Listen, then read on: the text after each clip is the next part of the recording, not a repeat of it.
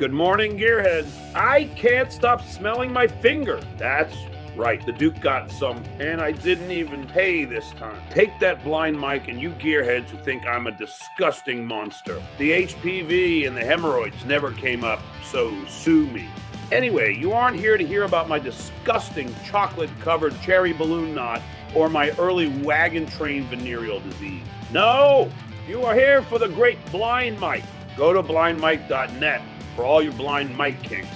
I know I have mine. And now, wipe your butts, take your once-a-days, and put your stinky fingers together for the man, the myth, the new Duke of the Dabbleverse. Blind Mike Geary!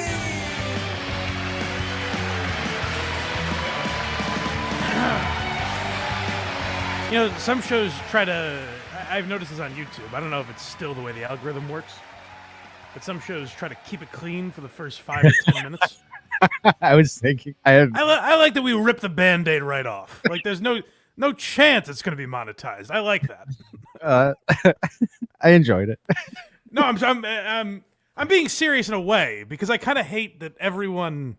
like, the podcasts that have started like bleeping curse words and shit like that, like they let YouTube win.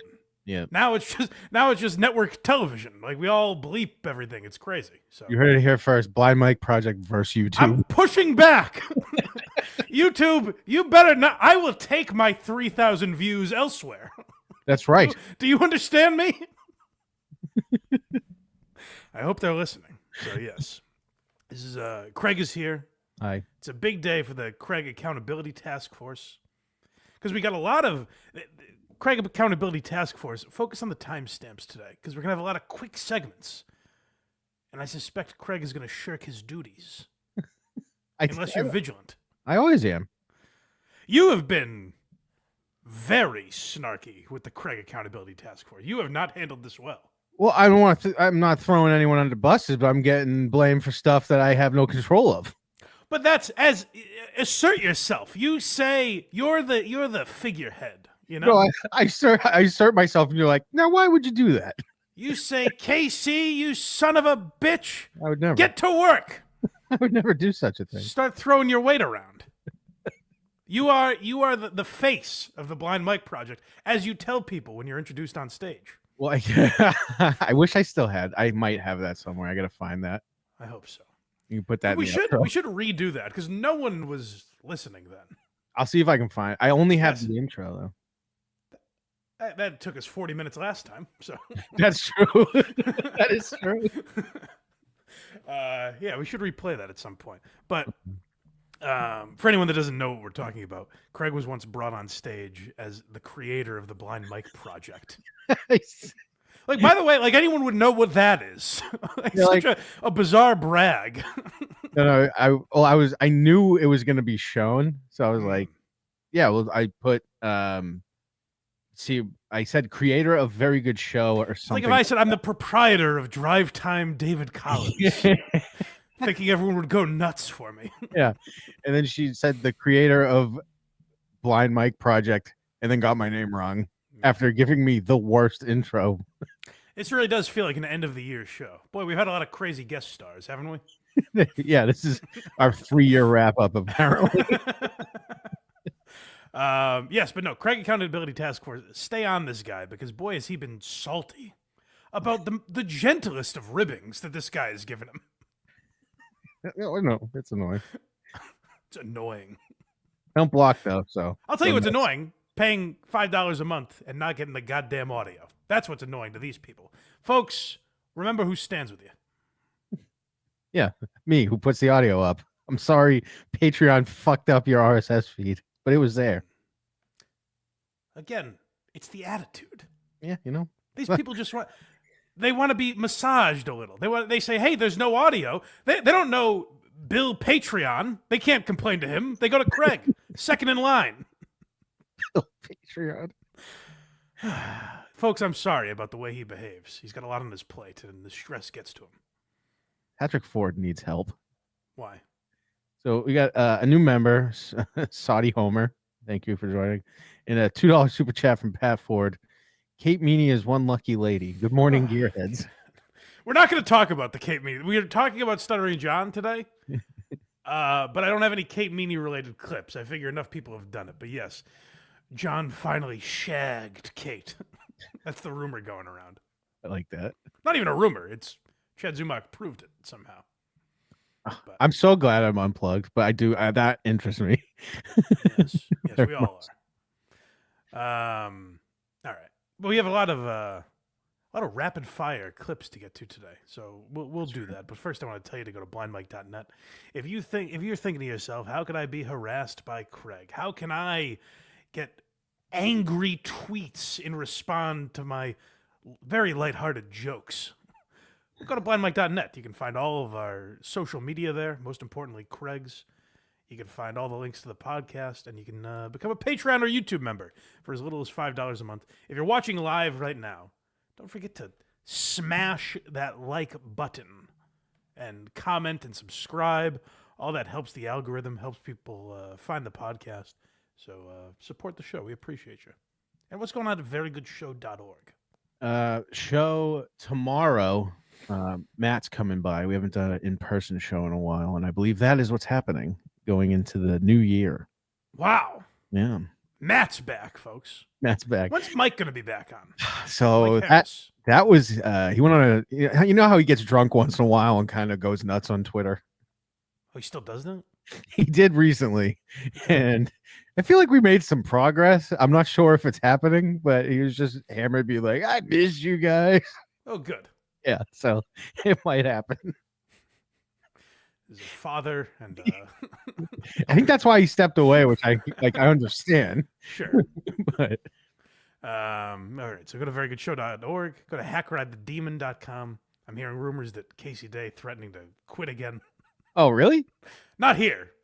Just like quit life, I think. You should check it out. Apparently I have a new VGS overlay he made. It's just verygoodshow.org with a swing set. There you go. That's not so bad, is it? That's an okay visual joke, right? That's an okay visual joke. That's compromise, as he says he does on this program. That's I see comments where people are like, hey, what filter is Casey putting over John's face? And I'm like, didn't know it was happening. I don't know. I have no control. I thought they were kind of funny. He was just adding like drool to it. It doesn't matter if they're funny. That's not what we're doing. Now, to you, did it disrupt the show? Yeah, yes, because now I'm going to be thinking, what's happening that I'm not aware of? You see? Well, thank God I suck at video editing, so you don't have to worry about that with me. I never am, buddy. Thank you. Casey, think about if your show, if YouTube, think of it this way: if YouTube was coming in and putting all kind of like MAGA symbols, imagine the horror you would face if it was all things you didn't want on the screen. You see? I just had Trump peeking in the corner once in a while. Yes. What the hell? What was that? Casey just smited me. Things are falling from the shelf. See, he's got power. He's very powerful. Go check out HACKRIDETheDemon.com. Guys, if you like Casey Day, like I do, make him stay. Tell him how much you love him. Super chat him, become a member, all that stuff. Yeah. Follow DJ ELECTRA, DJ ELECTRA Fry on YouTube. I sent, this is our airing of the grievances. It is almost Festivus. I sent ELECTRA, ELECTRA makes the thumbnails for Why You Laughing, does a lovely job. Yes, she does. And she sent me one for the episode going up next week. And I said, what's this little thing at the bottom? There's like there were faces or something. And she goes, oh, that's just a cartoon of people laughing. And I said, can we just get rid of that? That doesn't do anything for me. And she said, of course. And then sent me back the exact same image. These two, they're just fucking with me because I'm blind. You see how that could be bothersome to a man. That's hilarious. Just sent the exact same and waited the appropriate amount of time as if she did make a new one. There was like, maybe he's not with the person who saw this for him. I was staring at it like I thought it was one of those things where it's like, you may think these pictures are the same, but there's actually 9 differences. Can you spot them? I was like, what did she change? Yes. So if you enjoy fucking with me, go to HACKRIDETheDemon.com and support those guys. I don't like this. I hear they got bullied out of doing the Eric the Midget stuff. No, they did. From who? Who do you think? Did he actually say something? Oh, no, he didn't. But, like, they felt like they can't do it anymore because Shuli is doing it. And I say, just do it. Who cares? Yeah, because it's probably better. Don't do things based on the amount of views they get. Do them based on whether or not you enjoy doing them, and people will find it. And the views will come. Yes, like don't do things with certain titles or whatever because you think that more people will watch them. You know, just do what you enjoy doing. That's my Christmas gift to those two. We all know they were there first. Yeah, So- we know. Yeah. All right, what should we get to first here? I don't know. There's a lot. Let's go with the tried and true of Mr. Brendan Schaub because this is quick. But do you remember? Yes. You remember his truck giveaway? I sure Plug do. giveaway. The trug. Yeah. So for those of you that don't, a couple months back, Brendan Schaub gave away a truck. He considers himself a car guy, and this is a message to Casey Day. Don't do something because someone else does. Joe Rogan's a car guy, so Brendan Schaub has to be a car guy. And now Joe Rogan's not into cars because Brendan is. And now it's all backfiring on Brendan Schaub. So Brendan Schaub has been putting a lot into like being a car guy and upping his reputation as such. So he does these car giveaways, these like luxury vehicles that he raffles off if you buy X amount of Thick Boy merch, which I have some, by the way, right on my shelf. Yes, you do. So last time Brendan did this, he goes, guys, I'm going to announce the winner of this, it's like $150,000 truck, something crazy.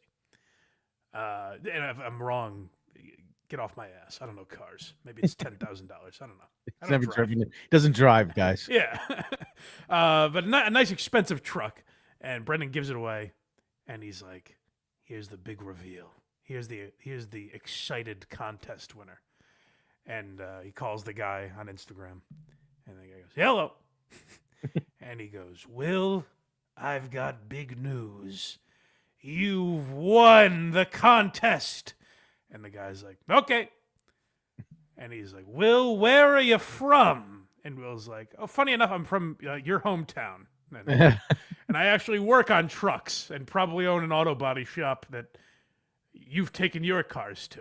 And Brendan's like, what are the odds, gang? And thought we'd all be too dumb to notice that he just picks a buddy. So it seemed very shady. I don't know what kind of scheme Brendan is pulling. But obviously, guys like my friend Unique and the Homeless Cats on the Fighter and the Kid subreddit, they all picked up on this. They talk about it for a week. And then Brendan has to move on to a new scheme. This week he's going to be a pizza guy or something, whatever he's trying on his YouTube channels. He's going to do one sip reviews. Dude, Crystal, he actually did that. No, I know. Oh, okay. All right. I know. It's like his buddy ripping off Portnoy. Yeah. So Brendan circles back around and he's like, well, I'm out of ideas for the year. So let me get back to the truck thing. Guys, if you thought you were in Brendan Schaub's head, you were way off. This video is going to prove he doesn't read the comments. He doesn't think about anything you guys are doing.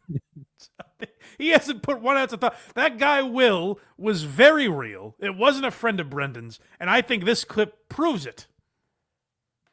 Shout out to all those that participated in the second Drive Fast All Gas giveaway for the Roush Supercharged. One, I hate the name of that. You don't think it's long enough? Is that your issue? Drive Fast All Gas, shut up. And then he doesn't know what it is. He's reading it. Well, the Drive Fast All Gas giveaway sponsored by Roush Supercar. Like, I don't think it's wordy enough, Brendan. Add a little more because you're so good at reading. He's looking at a cue card going like Toyota Corolla, like whatever it says he's reading. Let's hear it again because I disagree. I don't think it was long enough. Shout out to all those that participated in the second Drive Fast All Gas giveaway for the Roush supercharged Dark Horse SEMA build Mustang. It's over. Now it's out of my control. It goes to a law firm who picks. What a fun contest. Hey, congratulations to the winner. I am washing my hands of this, and I'm blaming it on some lawyer.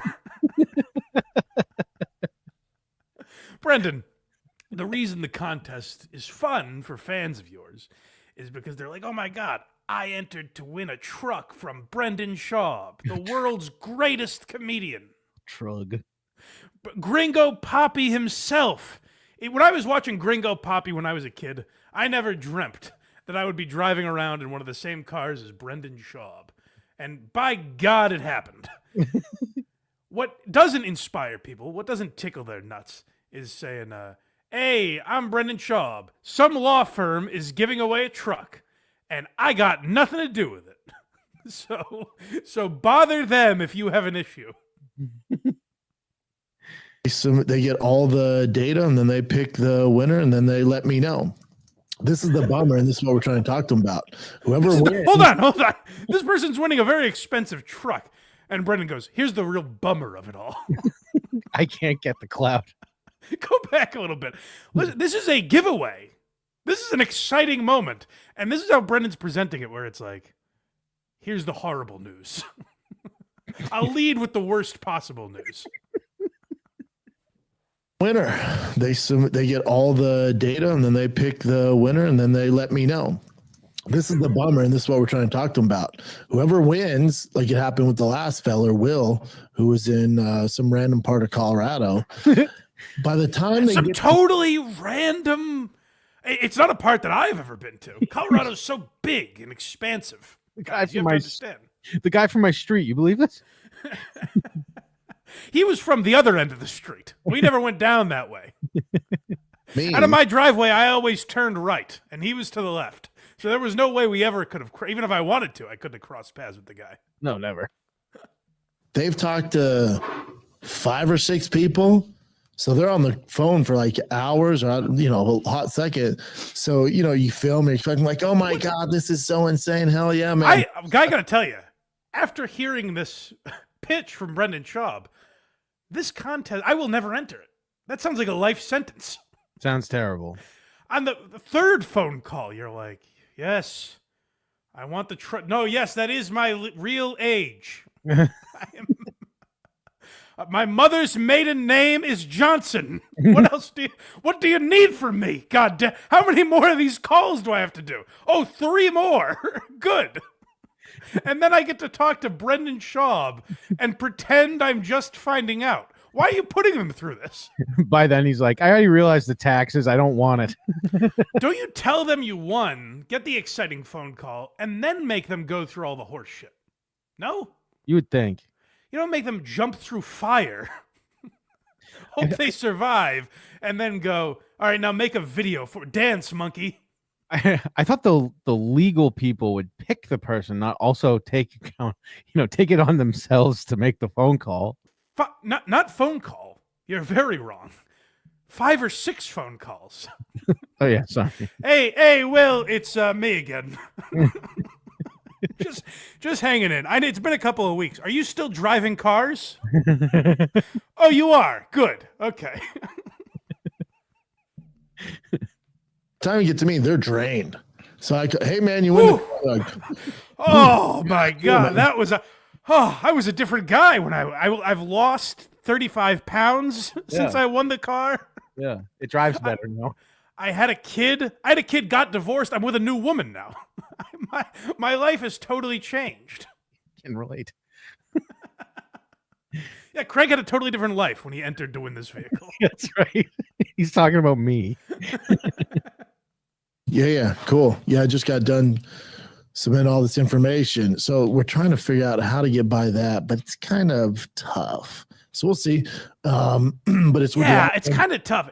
I wish someone in the history of mankind had ever had a contest before. Brendan's like this. Guys, I'm the first person to ever think of a contest. And by God, there's no way around having an excited winner. I've come at this thing from every which way. I've looked at it at every angle. And son of a gun, wouldn't you know, there's no way to make the winner sound excited. Next week, Schaub's gonna be like, guys, I got a great idea. We're gonna give away $100,000. He's like, here's the kick. It's a candy bar. And they're like, no, Brendan, not till after. They said 5 days. So they got the information this morning. So hopefully by Friday, I say at the latest, knowing how fast lawyers work, we'll announce the winner by Monday, Tuesday. That's the plan. Can you imagine? And it's a testament to how good a host Steve Harvey is, because I think this would still be mildly entertaining.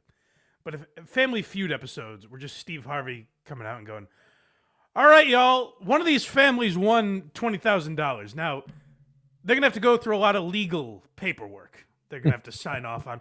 And of course, as you know, $20,000, that's taxed. Of course, the government always has their fingers in all of our pies. And then they've split it 5 ways. So this really isn't that much. Now, what we do here at Family Feud is we have them. If you always wondered why the families yell, good answer, even when it didn't really make any sense, we have them do that. We want them to be really hyped up, keep the energy up. So this is the real behind the scenes look at the game.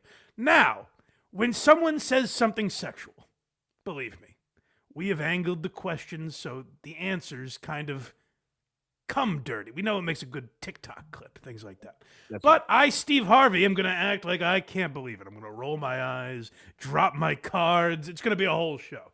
All right, now that you've seen how the sausage is made, who's ready to play the feud? How little did he have to talk about this week?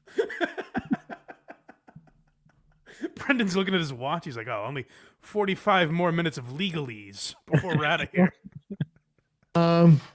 Take a little break for the holidays. Probably next giveaway, I'd say March, April. Why is he doing that math? All right, let's see. Take a break for the holidays. That means the next giveaway will be 3 months after that, maybe 4. Take a little break for the holidays. We'll see you next Christmas. Okay, carry the 2, divide by 6. I'll be gone for Christmas. Then you have New Year's. Our next giveaway will be tax day.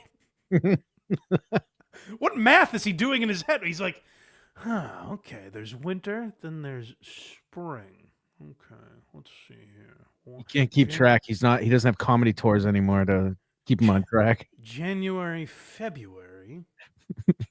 Then is it April or March? I always mix this up. Damn it. September. March, April. Cars are cool. Mustang, I'm not Cars the are biggest cool. Cars Mustang- are cool. Cars are cool. That's the level of insight Brendan brings to this. Hey, you guys think it might sound like horse shit that this is just a contest that lawyers are putting on. For some reason, a group of lawyers got together and said, we want to give someone a Mustang. Wouldn't that be fun, gang? We got just the guy. All right. Hey, Hammerschmidt Esquire, let's all put your hands in. We're giving away a Mustang. Who could be the face of this thing? Obviously, Brendan Schaub against his will. Cuts to him flipping his truck. Like that. But wait, Brendan, he's known as a world-famous comic, great podcaster, and then in a distant third, he was a UFC fighter. He's a pizza guy, he's a car. What does he know about cars? You say he's a car guy. What's his level of insight into vehicles? Could we hear that again? Take a little break for the holidays. Probably next giveaway, I'd say March, April. March, April. Cars are cool. Mustang. They sure are, Brendan. They go vroom. March, April, cars are cool.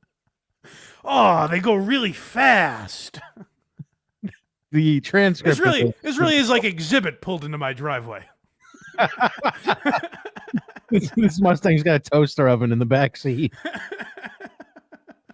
Cars are cool. They sure are, Brendan. Someone's driving a Tonka truck on the desk right now. It was funny hearing that all though. He's like April, March, Cars are cool. March, cars are cool. It's like he's a robot. Yeah. I will say he looks like he's in fighting shape right now. Looks like he lost a lot of weight. He's got to take on Nate Diaz. Nate Diaz said mean things about him on Twitter. Yeah. If he's in this kind of shape, he'll kill him. Good. Mustang guy, I like the GT500, I like 350s. Dark Horse is cool. You know, not my jam. I've never been a big Mustang guy. This is him listing his expertise. Like if you didn't believe his resume on how cool cars are. But I like how he's giving away this car and he's like, yeah, car's all right. Not really my thing. It kind of sucks. Mustangs are cool. Lamborghinis are cool. Volkswagens, they own Lamborghinis, so I guess they are cool. I was going to say not cool, but they are. You know what? Volkswagen, cool. They're like the cool younger sibling. What a list he's compiling. Some of the older stuff, but never the biggest Mustang guy. Cool car. Got to drive it off. That's also cool. A little bit. But yeah, I got an idea what I want to do next. Doing some. Brendan, let us in there. Let us in that mind. What are you going to do next? Cars are cool. That's a lot of time to spend. It's a relatively short clip, but it's a lot of time to spend on the background of a giveaway.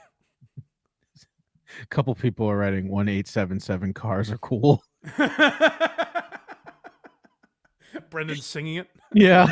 I like that. 1877 cars are cool. HACKRIDE. Was that it from Brendan? Yes. All right. Well, it's actually very fitting. I didn't realize I was going to start the show that way, but it did tie in to what I was saying to Casey Day, where don't do things because you think other people want them, because you become Brendan Schaub. It's like, people want me so desperately to be a car guy. Yeah. It's like, no, Bray, you could have just... I don't know Brendan's insight on fighting, but I assume if he stayed in that world, he wouldn't be the joke that he is made out to be today, you know? No, definitely not. So stop thinking you're a Renaissance man. Stay in your lane, you know? That's right. We got some super chats here. Well, then let's hear them. Oh, shit. Big one right off the top. KJ, $100. Oh, thank you, KJ. Very kind. I see her in the WATS chat. I don't know if she's ever here, but I appreciate it. As always, great shows. Merry Christmas to you and the Blind Mike Project crew. Very kind, KJ. Thank you. Prairie Judge, $5. If Craig's slacking, make his goal higher. Take a lot of blind bucks to fuel bus following. Listen the way the difference in the tone in his voice. I'm trying drops. to. It's a weird. This guy's making fun of me. Probably gonna tell the Craig Accountability Task Force, and then he's gonna tweet something somewhat sarcastic, and then no one's really gonna care, but I'm gonna be angry for some reason. It was written poorly. Don Fried Chicken, $5. Thanks for throwing a Christmas party for the kids, Craig. My daughter said she loved your home. Made creamy eggnog. What's the recipe? I'll say this: Don Fried Chicken. You got to give him credit. He stands by you every week, despite what he claims you're doing to his family. Yeah. Barry McCockiner, $5. Happy Sunday, boys. Thank you, and a Merry Christmas to all of you. That's right. A queef in the night, $5. It's a funny thing. I'm a child for laughing at that, but it is funny. Queef is a funny word. Merry Christmas to all my fellow convicted Craigophiles. Yes. Merry Christmas to all. Weege, $10. Hey, Mike, you and I were both nominated for the same David Collins Award. I'm trying to be gracious, but we lost the guy who sent in a picture of a trash can. How do I process that? It's tough. It's tough. I guess David really knows where his bread is buttered. So I think Carl made a clean sweep of the David Collins 2024 awards. I did not win. I was not asked to participate in any way. Really shows you I rule with a velvet fist. He's always like, I'm doing Who Are the Podcasts later. I do like that. Yeah. Yes, David was on Who Are These Podcasts this week. Yes, he was promoting it on his Drive Time David Collins. Go check out both of those. Poodlerific, $5. Big fan of Blind Mike content. Fingers crossed one day Jim and Nikki will be guests on this channel. Thank you, Poodlerific. I'd love to have Jim Norton on. I don't know if I would want Nikki on necessarily.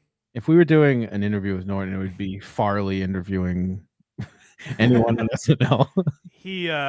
Norton and Nikki did like a live stream last night. I watched it, Mhm. and someone chatted like how great Ron Bennington was on the show, Mhm. and Nikki goes, "Ron, I have such a connection with Ron Bennington." So that wasn't. And I swear to God. So she's going off on how great a guy Ron Bennington is, how much they connected, and Norton goes, "I just wish you knew Ron Bennington." And he moved on real quick. So he knows the fuckery that was done there. That was want to crush his dreams. Yeah. Poodlerific $5. Moo. Typo in my super chat. Fingers crossed, not fingered. I must have read it correctly. Darn autocorrect. What a pro. Craig patting himself. Oh man, I must be such a good reader. I just blew by it. I'm so good at reading, you know. Darn autocorrect. I said something I didn't. Nintendo. That's fun. You're Thank adorable. You, Poodlerific. And lastly, at a theater near me, $2. Oh wow. Back from the dead. Please give this to DJ Electra. Hashtag Frysexuals. I'm just You kidding. got it. There's one more super chat just came Damn, in. I tweeted it out, but what a crushing blow that Biography is dead for the passing of Ricky Henderson. Yes, no kidding. That would have been that's a 20-minute. Why doesn't he just keep doing it? He can't. Those are the rules. Those are the rules that he made in his own head. Why so he has to stop. Why does he keep giving himself impossible rules? What do you get about it? He has to do it every day, or it ends. You think this one he could do from his bed? You would think. Yeah. No, it was sad because I saw Clemmer retweeted Scott Van Pelt's eulogy of Ricky Henderson, and that must have eaten him alive. Oh, I know. I would have done so much better. But Liquid Melendez, $2. You're going to talk about my best friend Nick Mullen? that's right. We're talking about Nick Mullen in a little bit. And D's $5. This channel is amazing. Oh my god, they just keep coming in. This channel is amazing. Still digging through the past videos, and the quality is impeccable. Is that right? Of the past videos? I guess the That sound. that's got to be sarcastic. The sound has always been mint. Yes, sure. And Barry McCockiner, $2. Give us what we want, Beggy Monster. No Beggy Monster today. Although we will get to Aaron in a roundabout way later, so we'll see. Yep. All right. Now what? What do we do now? We have a lot of very quick subjects, so I don't know what to go to next. How about Jon Stewart? All right. This is a clip from about a month ago, but I found it relevant based on like the Anthony Jeselnik talk we've done for the last few weeks and everything. Jon Stewart might be the most like well-rounded political comedian of all time. He does not let it cloud his judgment ever. And every time he speaks, you're like, I wish I was a bigger fan of The Daily Show now to have supported Jon Stewart through those times. Right. But yeah, so he's talking about Joe Rogan and the election and the response to a lot of the stuff that was going on. Like I said, this is an older clip, but probably not long after the Tony Hinchcliffe clip that he made from The Daily Show. But let's hear his take on everything going on in the world of Rogan. Does the left need a Joe Rogan experience? What does that mean? Like, does the left need a Joe Rogan type of podcast? Or also, how do they get their message out? You know, there was a whole conversation like the left needs, who's the left's Joe Rogan? Oh. I mean, I think that's oversimplifying Joe Rogan. I mean, as somebody who does listen to Joe Rogan, like, I don't know what John, you scum, you do. What a piece of shit. This is why I love the left, though, because they're like, we need the left's Joe Rogan. It's like, you had him. He was yours. Well, that's true, too. But also, like, Jon Stewart could be that. But, like, it's hard to do that on the left, I think. And I think the right is also getting to this point as well. But, like, what's hard about this is if someone like Bill Maher or Jon Stewart says something like this that's, like, reason-minded, and they're like, well, I guess you're not one of us anymore, you scum. Pack your trash and get out of here, Jon Stewart. That's the problem with something like that, is if any of them are ever reasonable. Because Rogan you can call, like, this right-wing nut, and maybe he's become more right-wing as he's gotten older. He had fucking Bernie Sanders on. He had Andrew Yang on. You know, right. like he is not some like by the books, every topic that comes up agrees with the right. That's just not who he is. You can try and make him that all you want, but it's just not who he is. And the worst thing that's like happening to these people though is like he's got RFK Jr. and like Tulsi in his cabinet. They're like, fuck. Well, they're evil now. Don't you Right. get it? They've changed. Exactly. You could put Bernie Sanders in his cabinet and they'd be like, this guy's been right his whole life. Just like this MAGA bro Rogan fan, Jon Stewart. Let's hear this asshole. Really classify him as. He has some ideas that I think are wildly progressive, other ideas that are probably I would less agree with. But I think what's interesting about Joe is talks to anybody. Yep. He does it with a kind of a genuine curiosity, whether you know, I hate this thing we've gotten into of how dare you platform, you know, or do the, like he's platform. He has a voice. We have a system that is capitalistic, that voices that resonate tend to be amplified. Bernie went on Joe Rogan, which I think was exactly the right thing to do. But it's all these people that have never really, I think, listened to him going, how do we get one of those? And you're like, I'm not even sure you know what that is. Yeah. And I think that's the problem they come to with Jeselnik and Marin is they read headlines of what Joe Rogan said. I don't blame them for not listening, but I don't think Marin's sitting there listening to a 4-hour fucking Joe Rogan. I'm trying to think of some right-wing guest he would have, but whoever it is, like I don't think Joe Rogan is. Mark Maron is listening to that, nor is Anthony Jeselnik. So they're basing this all on headlines, and they know, like, and again, I thought Anthony Jeselnik's Rogan joke was funny. Yes. But I think he also knows, like, I'll just say Joe Rogan's a conspiracy theorist, and people will know what I'm talking about. I don't need to go, like, deep into this. So it works for the joke. It doesn't work when you go on a podcast and have that actual opinion and kind of make a fool of yourself. And this is, again, a guy, Jon Stewart, who has been a left, more than leaning, a left-standing guy his entire career, saying, like, well, just listen to an episode. This is not some right-wing nut. And we'll get comments on this. I guarantee you. Mm-hmm. Me saying it may prevent it, but I almost guarantee you we would have gotten comments on this saying, oh, these fucking Joe Rogan bros, these MAGA guys just loved Rogan, so they suck anyone's dick who talks about Rogan. That's not me at all. I don't listen to a lot of Rogan unless it's a guest I like. It's a comic, yeah. Right. Yeah, and it's usually a comic. And then we'll usually play clips of Rogan not getting their jokes and make fun of him. So I don't get this obsession with what Joe Rogan does. If you like him, listen to him. If you don't like him but enjoy making fun of him, listen to him. If he infuriates you, don't listen to him. What's the big deal? My favorite part of this video, though, is this left-leaning, just the way they cut this clip. This left-leaning woman and Jon Stewart are talking. She asks a question, and she doesn't like the answer. It cuts back, and there's 2 more women now. Like, oh, really? Yeah. They're ganging up on him. Yeah. I need backup. Hurry, Jon Stewart's saying crazy things like Joe Rogan isn't Hitler. Yeah. You don't need your own. You just need to go on. And also, I think that question is always framed in the negative. Like, that's a shit thing, and we need to counter it with a good thing of equivalent value. I think that's a mistake as well. I wouldn't even know how to classify the things that he does and says. Because the other thing to remember is in the world that we live in right now, right or left, the only thing I object to about this idea of political correctness is that it only comes from the left. In a world of constant... Well, he's right about this. I know he is, but he shouldn't say it. No, he's saying... I think he's disagreeing with what you think he's saying. Let's hear it. Everything is attackable, and everything will be attacked, whether it's from the left, from the right, things you agree with, don't agree with. We are now an incessant shit-talking society. So my only complaint about it is that people somehow blame the left as like we're the ones who complain about shit. Like, I don't know, man. Look in my comment section. He's right about that. It's like the Bud Light thing, where it's like everyone gets. I swear to God, we talked about Nikki Norton a couple weeks ago, the Ron Bennington thing, and I kept referring to her as she. I just did it again. I said her. I do that because linguistically it's easier.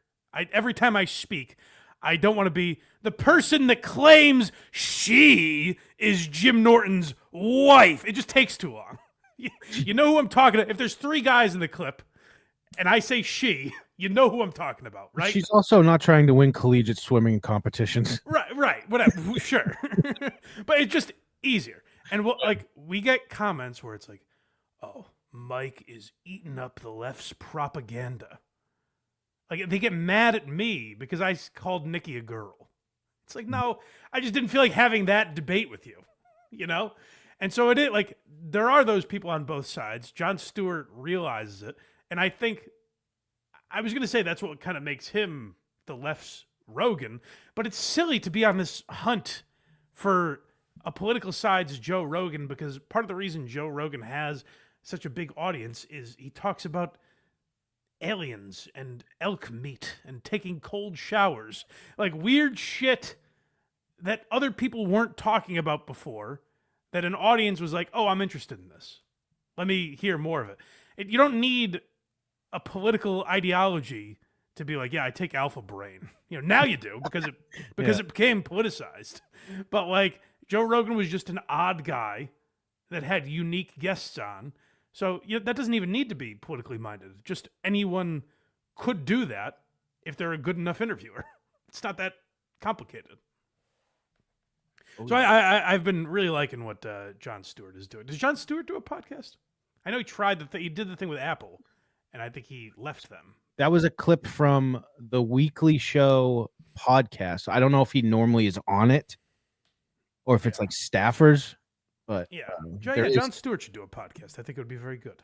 Yeah, it was the Daily Show is just once a week, right? Well, he does it once a week. Yeah, and I think other people are on it throughout the week. Oh, so when he's on it, it's called the Weekly Show, but everyone else is the Daily Show. Is that what it is? No, I think you're getting too hung up on this Weekly Show. No, I think the one on television is called the Weekly Show with Jon Stewart. It isn't. It's the Daily Show. Is it? This is not from that. No, I know that. Yeah, no, he hosts the Daily Show on Mondays. I don't know if he still does it. He was doing it up until the election, at least. Oh, okay. This Abbott and Costello bit Craig is trying to pull. I could have sworn the TV show was. Yeah, his name is Daily. It's Comedy Central, the Weekly Show with Jon Stewart, the television show. Yeah, I don't know. Television program. I think it's continuing. Oh, good. So you just decided to stick around. But it really tells you the state of Comedy Central that I don't even know if the show is on anymore. No shit. All right. So shout out Jon Stewart. I just liked what he was saying. And I figured that was a good. Now, all right. That is the last time we'll mention Anthony Jeselnik. Starting now. Where to? Oh, well, let's get this list out of the way real quick. His list of the highest grossing touring comedians. Fuck it. We don't need to do that. We're getting rid of it. We'll do it at the end if we have time. Let's go to, let's do Alec Baldwin. I've been jonesing for this. There we go. Everyone's going to be happy to hear that. Yeah. We haven't talked about Alec Baldwin in a while. And that's because he doesn't make as many videos as he was. Oddly, he makes far less videos now than he was immediately after he shot and killed a woman on the set of Rust. Back then, he was making much more content for some reason. And now he has slowed down. But one of the things when we talked about Alec Baldwin a little more consistently for a time, one of the things we talked about was him eulogizing people. It seemed like every week he had a new eulogy. And he's done it recently. He's posted some videos. But I think they're people that he knew a little better. Because you forget Alec Baldwin's a very talented guy and a great actor. Yes. Like a lot of these videos make you forget that. But I'll watch some of his videos where obviously he knew the person. And it's actually a nice eulogy. Like if Lorne Michaels, God forbid, dies tomorrow, we probably wouldn't play that video of Alec Baldwin and make fun of it, because Alec obviously had a long relationship with the guy, probably has some stories we didn't know about. What I love is when Alec feels the need to pop on Instagram and tell his 2 million followers about someone that not only do they not know, it seems he doesn't really know that well. And I want to get ahead of this also for the Craig Accountability Task Force. Please. You recorded this horizontally and posted it vertically on his Instagram. It's just a shitty recording. He's an old man. As we've pointed out many times, he doesn't fully grasp the Instagram platform. There's a lot he doesn't quite understand about it. So let's hear Alec Baldwin eulogize yet another friend of his, and he has made sure that the sound quality for this video is not just good, but very respectful to the deceased. Here I am on the west side of Manhattan, near Chelsea Piers. Some boats out here with some boat repair equipment, I don't know, for my I went down to the docks to talk about an old friend of mine. He's slinging fish from boats right now. It's what Fabrizio would have wanted. I forget this guy's name. It's Francisco or something. He's going to tell us. That was my gay uncle's boyfriend. His name was Fabrizio. Okay, interesting. Felt like Sharon. The death of my friend, who I haven't seen much of lately, Francesco Cinquemani, the film director who I made 2 or 3 films with over there. Yeah, real memorable. Who can count? I've interacted with this man 2, maybe 3 times in my life. That's what a dear, dear friend he was. So much so that I paused between his first and last name because I wanted to make sure I got it right. Cinquemani was a lovely man. He was a good director. The projects we did were a little, they were little souffles, if you will. But what does that mean? I've never heard that before. His last name is quite racist sounding. He needs to say the first name. Little souffles? Is that a movie term? I don't know. I'll look that up. Yeah. How would you even look at souffles film? Little souffle Little souffle movie.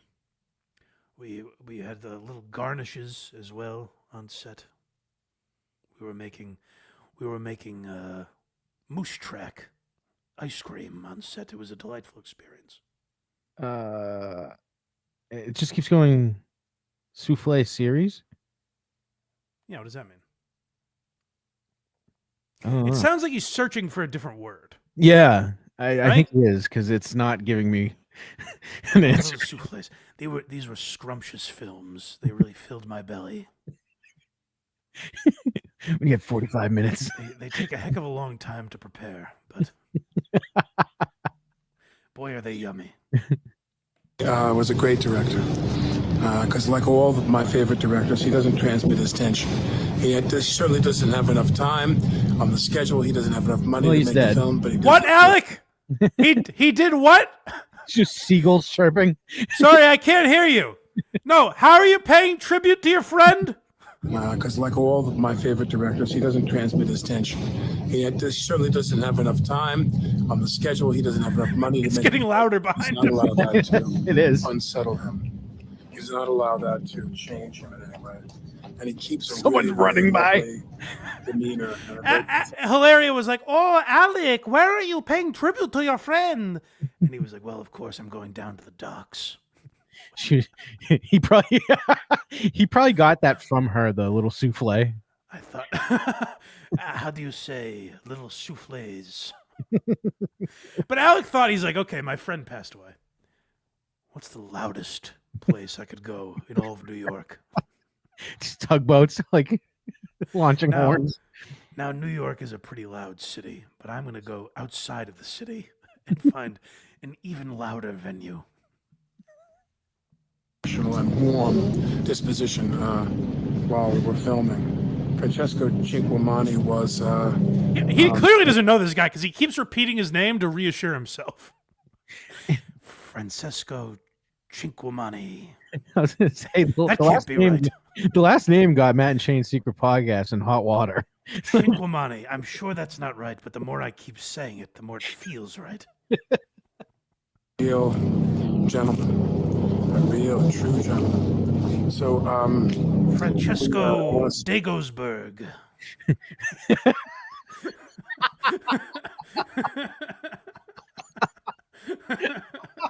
the only one I can say.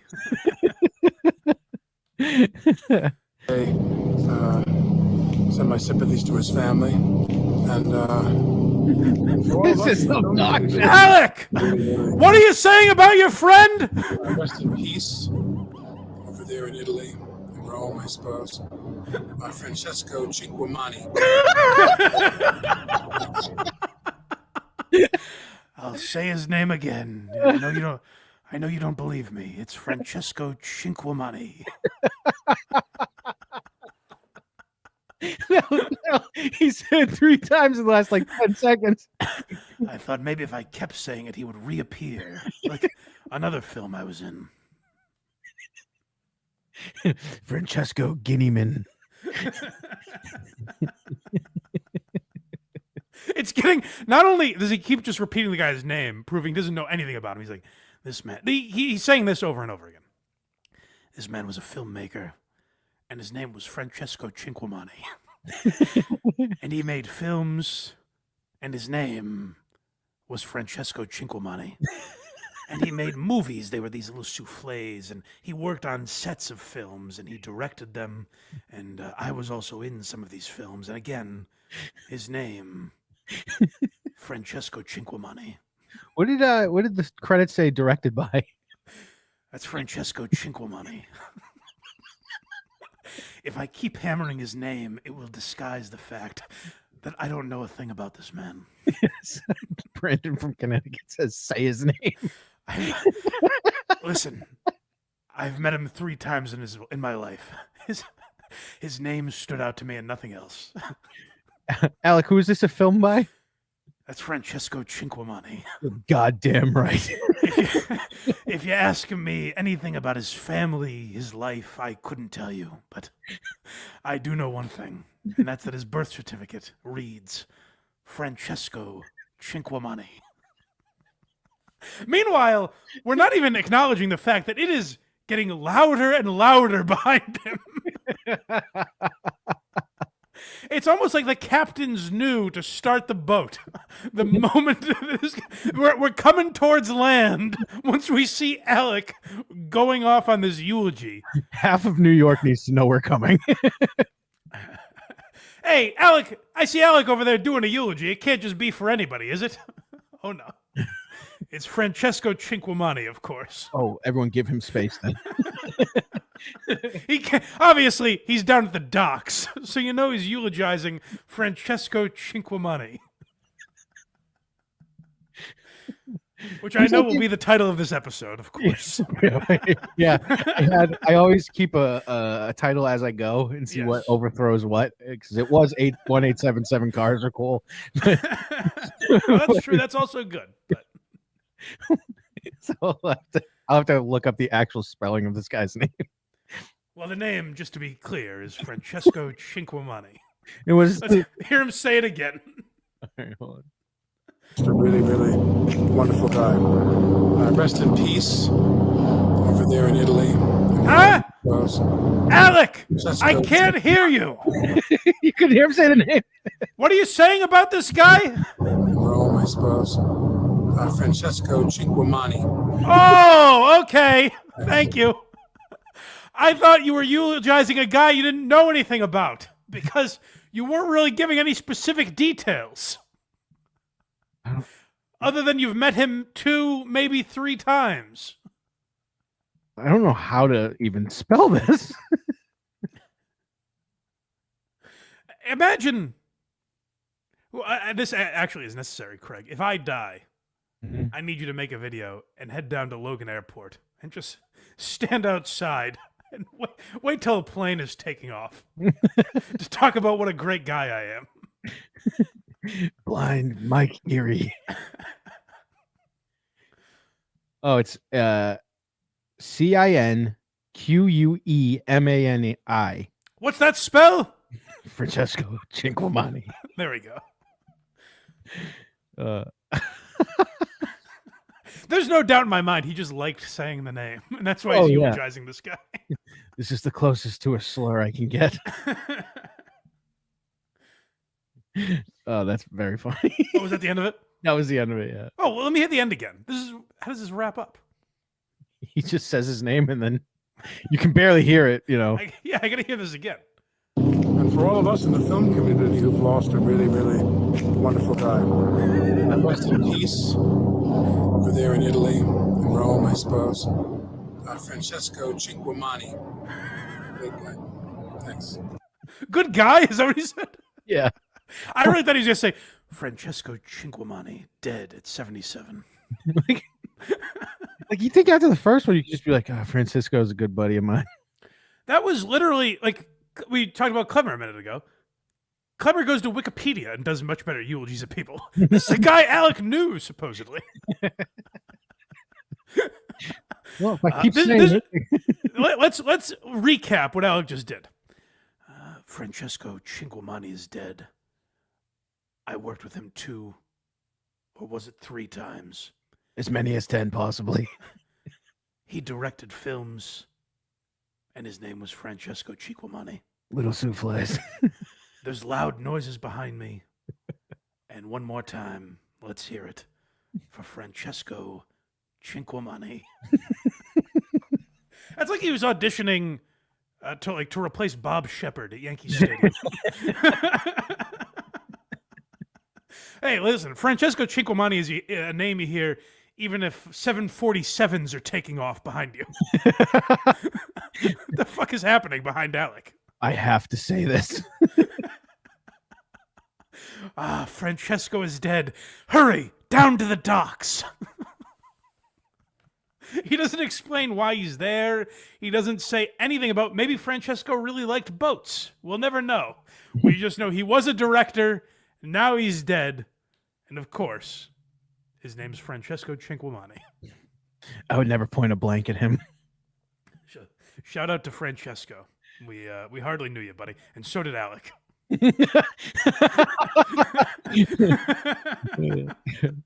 Like I said, sometimes those eulogies last like 10 or 15 minutes for a guy he's met 5 or 6 times. Yeah. You can tell how little he knew Francesco in this one. When you told me it was a eulogy, because I started it and then I stopped because I was like, I'm almost unneeded in these segments. But you said it was a eulogy. I was like, well, it's only a minute and a half. Yeah, he doesn't pay great tribute to Francesco, but it is tribute nonetheless. He's just proving he knows his name, really. But I got absorbed by the Francesco Cinquemani part. But the first time I saw it, my favorite part was that he's trying to encapsulate a man's life in 90 seconds. And so what I was trying to say, Francesco was a great man. Excuse the barge taking off behind me. I love Francesco. He's good people. The wind's blowing his hair back.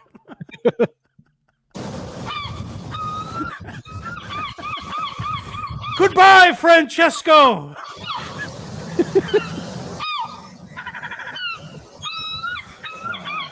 Folks, that's Francesco Cinquemani signing off. All right. So rest in peace, Francesco Cinquemani. And Alec, I hope you do more of those, you know?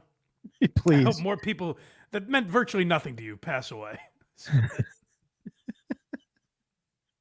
Meanwhile, he killed a real lady that he was working with. And he was like, all he said is like, it's not my problem. Just leave me alone about it. Enough with the questions about it. Yeah, his next eulogy is going to be from the infield at the Daytona 500. I'm down here on the scene. Jack Nicholson has passed away. And he was an inspiration to all actors. What, Alec? Someone just got 4 new tires. I missed what you said. That should be Alec's thing. Just go to the loudest possible setting and eulogize a man. Yeah. All right. So thank you, Alec. I hope you do more of that. We love you, buddy. You forget, he's one of my... Jack Donaghy is maybe a top 5 sitcom character of all time for me. Mm-hmm. So I love Alec Baldwin. And then I also watch these, and I'm like, well, he's a complicated guy. He contains multitudes. Just does that whatever he can to get out of his house. Yeah, I guess. That's true. That's got to be a nightmare of its own. Juan $5. David Collins featured a clip of HACKRIDE the Demon on his recent award show, which made me realize how much I miss him. Oh. Well, Well, hop over to HackRideTheDemon.com and you can find him. I do miss HACKRIDE. Yes, I don't particularly, but Prairie Judge just became a member. well, thank you, Prairie Judge. When HACKRIDE would come on the end of the show and just make fun of the show we just did, I thought that was very funny. Sure. All right. Nick Mullen and Dan Soder. We can do Nick Mullen and Dan Soder.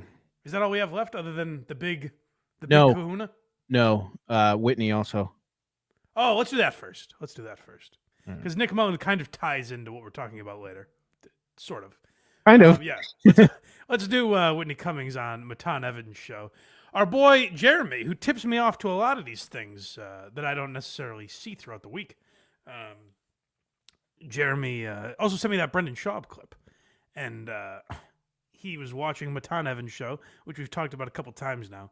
And Whitney was on and handled it very well, and also I thought revealed some things about comedians that I have wondered, and was very funny. I think she did a pretty good job, about as good as she could, because I think here's where Matan runs into problems. He's obviously a troll. Mhm. And it's tough when you have certain people that you're supposed to be harder on if you're doing like what Reddit wants you to do. You know what I mean? Yeah. So I thought Whitney played along with that about as well as she could have. And let's hear a little bit of it, shall we? Yeah. I don't think it would like help your jawline, you know what I Yeah. mean? Or make your cheeks like that. Yeah. So- No, these are my cheeks. Do you want to feel them? Not particularly. And no offense, are you transgender? I'm not transgender, but Oh, you look a little bit like it. yeah. How No how offense, so? by the way. No, I think you mean offense by it.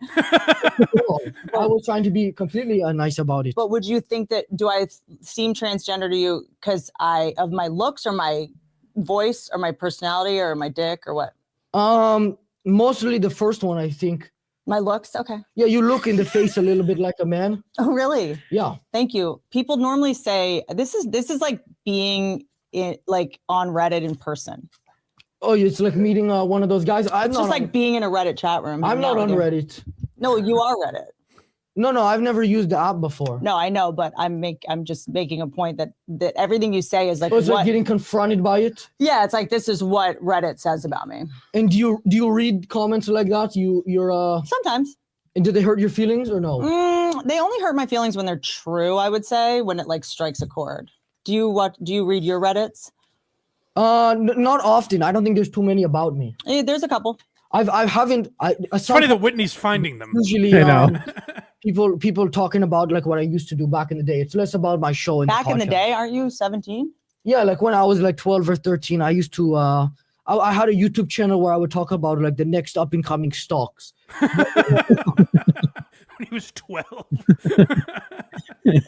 But it is funny because like there's an element of Reddit. There's a lot of people that are just having fun and fucking around, and then there's an element of people that think like, I'm taking them to task. Right. I'm holding their feet to the fire. And then like Whitney gets a lot of shit on Reddit if you ever go on there. And you look at the way she would interact with it, where she kind of laughs, kind of pushes back at him a little bit. It's not that big a deal to her. You know what I mean? Like, they think they're saying something that would shatter her world if she ever addressed it. And then, like, she'll go on a show like this and just be like, oh, yeah, people say that about me kind of a lot. not that big a deal to her. Like, it's very funny. I thought she handled it very well. And it shows you what, like, Brendan Schaub's name comes up in this episode. And she's like, she goes, oh, yeah, like, you really like Brendan Schaub, right? And he's like, no, I don't. But, like, if guys like Brendan, who get a lot of shit, just interacted with this stuff more, it would show everyone. It would show Brendan. It would show that none of this is that big a deal, you know? And people get very worked up in their own minds. So I give credit to Whitney for going on. Now, she'll explain why she went on this show in a little bit, but... I feel like she kind of knew what she was getting into, especially. Oh, definitely. Because she's like the least done up I've ever seen her on this show. I think there is, I think people like going on this show to like prove they can hang, you know? Yeah. I think that's even what David Lucas was trying to do. I don't think he did a very good job at it because it actually got like worse. People were like, he's the only guy that couldn't take it. Mhm. I think David Lucas was kind of trying to be playful and didn't come off very well. So this, separates the men from the boys in that department. When you're dealing with this started, I didn't even include the clip, but it starts with some guy like Whitney comes in. Yes. And one of Matan's guys gets up and starts screaming. And he's like, "Fuck you, ho!" He's saying to Whitney, and he's yelling at him like, "This is bullshit." He's yelling at Matan. Yeah, he and was double booked. Double booked. Yeah, and he storms out just to make Whitney uncomfortable. And she just goes, "That guy seems a little deranged." So like, she handled it very well. Yeah. She's never been one to really shy away from the shit talk, but I don't think David Lucas really does enjoy the shit talk. He doesn't seem to probably not. He doesn't seem to like it on Kill Tony either. Like, Well, that's probably why it didn't come off right. You know what I mean? Because he's forcing himself into a situation that he's not very good at. Right. But like with Whitney, I thought the same thing about she's been at the last couple Skank Fests, and I was like, that's a room where it's a lot of people from Reddit. Yeah. Yep. So like you would think they would be vicious to her, and like she owned the place. She let some guy touch her pussy on stage. It was a whole thing, you know. Oh, wow. Skank Fest is a wild place, which I realize as I recite things that happen there. But that is wild. But next we have them talking about her specials, which I enjoyed this segment. Well, this is a good question. I don't think Whitney quite understood what he meant at first, but yeah. If you were responsible for the cost of your specials in relation to how much money they generated, how much would you be in debt? If I was responsible, okay. She absolutely didn't get what he was saying. No, yeah, she didn't even get that he was like she was actually trying to answer the question honestly. Yeah, and he's like, no. How much money don't your specials make? I think all my special. I don't know the answer. You think you would be how much in the hole would you be? Which you know what's interesting? He's obviously like trolling her and fucking with her, but it is an interesting question because I always wonder, like when Netflix pays Amy Schumer $10 million or whatever the number is. Mm-hmm. I even take Dave Chappelle. They pay him tens of millions of dollars. Chris Rock, Rogan. Right. When they pay these guys that much money, how does that equate financially? You know what I mean? Like, there's no way it's worth that much. So it actually is. It's funny because he's like trolling her, but it actually is a good question to be like, how much money would a special make for a big name person if Netflix, like if you just put it on YouTube, how much money would it make? You know? I wonder if Netflix is just trying to, which they are trying to be like the comedy place, and they're just getting definitely, and they just maybe this will keep subscriptions basically. Yes, but I get like from my perspective. Couldn't you do that with, like, you know, you have maybe a Chappelle on there, you do the Chris Rock live one, you have Jerry Seinfeld or whatever, you have a few of those, but then it's more maybe like up and coming talent. Like I feel for a while they focused on bigger names, right? I think is actually the wrong move if you want to bring in comedy fans, because I don't think people are subscribing to Netflix to see Amy Schumer's new special, you know. I think she's also in like the Bert Kreischer camp for me, where I find her more entertaining on podcasts than her Whitney? stand-up. Yeah, her stand-up to me is pretty basic. The little I've seen of it, but yeah, I'm not the biggest fan of it. Let's continue. Neither is Matan, if you could tell. Unless you put them on YouTube, and I don't really. You're the YouTube. Have you not made any money from your specials? I don't understand. No, they pay you up front in a special. So they'll give you, say, $1 million, and then they'll give you the budget. They'll say, here's $500,000 to shoot it. Yeah, but they're the ones who are, the money comes from like Netflix, and those guys, they're the ones paying for the budget. So the question is like relative. If you were the one paying for the budget and you were making all of the profits, it wasn't an upfront cost, how much money would you have lost? I spell it out. He's like, lady, I'm trying to troll you. Get what I'm saying and get offended by it so we can move on. This isn't going to help that she's a dumb bimbo comments. Come on, keep up, Whitney. It's as straightforward as a troll gets. Specials. You've made money. Well, but that's because you're getting paid. How much money have the companies lost? I don't know. You'd have to ask them. They haven't mentioned But it they to you. keep giving me I special. haven't mentioned it to you. Making money. Oh yeah, you have Netflix call. Well, Whitney, we lost $3 million on this one. Just put that down in your notes. Here's another 10. Do it again. Giving it to you. Mhm. Are you sure it's not just to like a good look for them? To like check a box to have a trans comic. Yeah, transgender woman. Yeah. Just something like that. They might. I think they're probably just checking a box with me. So you don't do you? Oh, I have another good question. Do you think you're one of the 250 comedians in the world? He fucked that up. He fucked that up. I was so upset when I heard that. I wish he said, "Do you think you're one of the 250 comedy assassins?" Well, listen, the kid's got a lot on his plate, and he was trying to get Whitney to understand he was goofing on her. So it was a difficult job. But again, like Whitney playing along with it pretty well. Like once you face these questions from a guy, so you're sitting in the room with him.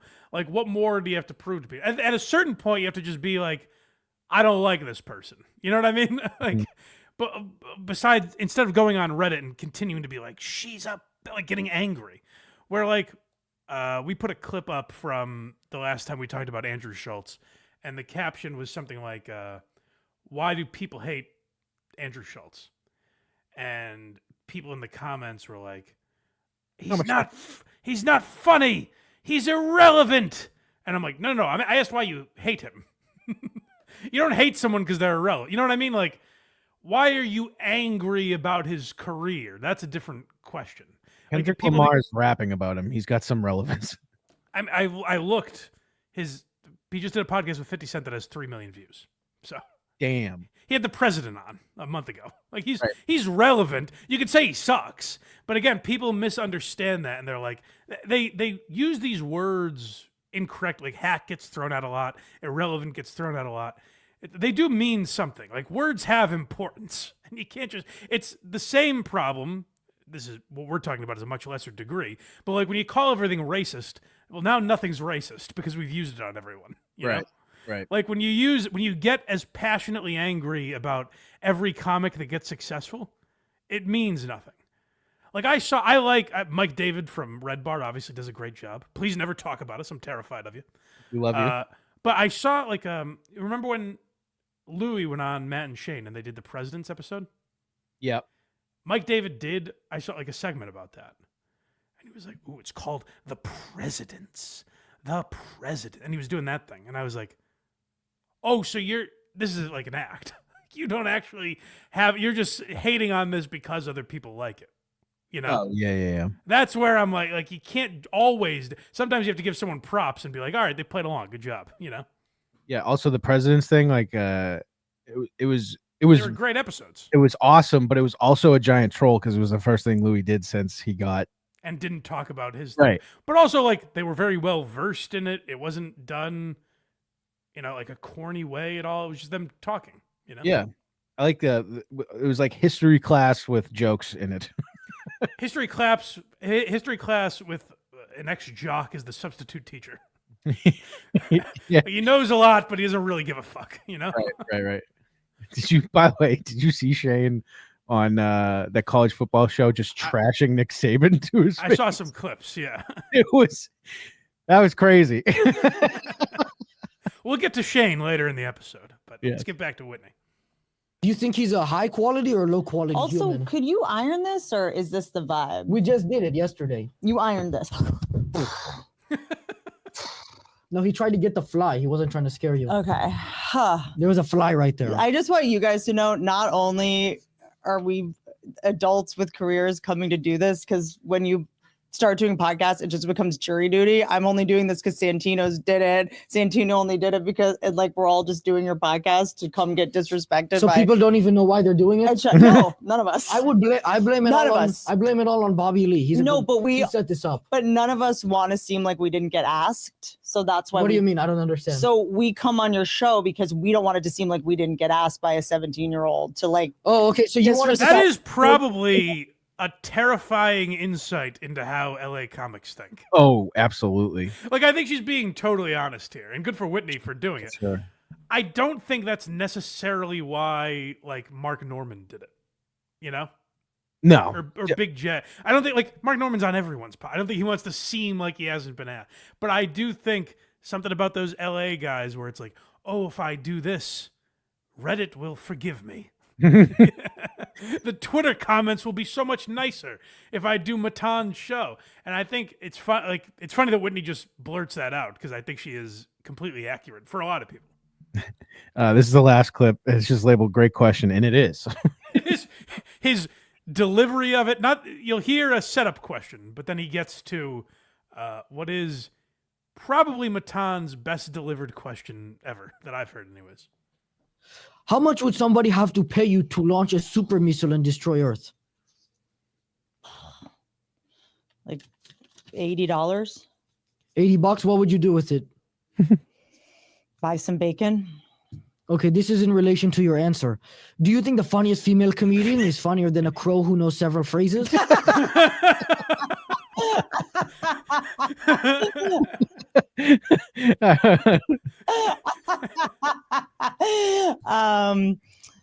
I think I'd have to see the crow do the phrases. Well, he knows stuff. Like is he doing jokes or is he just like, can I have a cracker? You know? No, maybe and he doesn't mean that as like a white guy, like slur. No, he's like, hello. Stuff like that. I like the crow impression almost as much as the question. Hello. Hello. I thought it was the best delivery because sometimes his questions are a little dumb. Like it's just like a reach to seem outrageous. That was his best, most succinct question that he's ever asked. A crow that knows several phrases, not a ton. No jokes. Just says hello and things of that nature.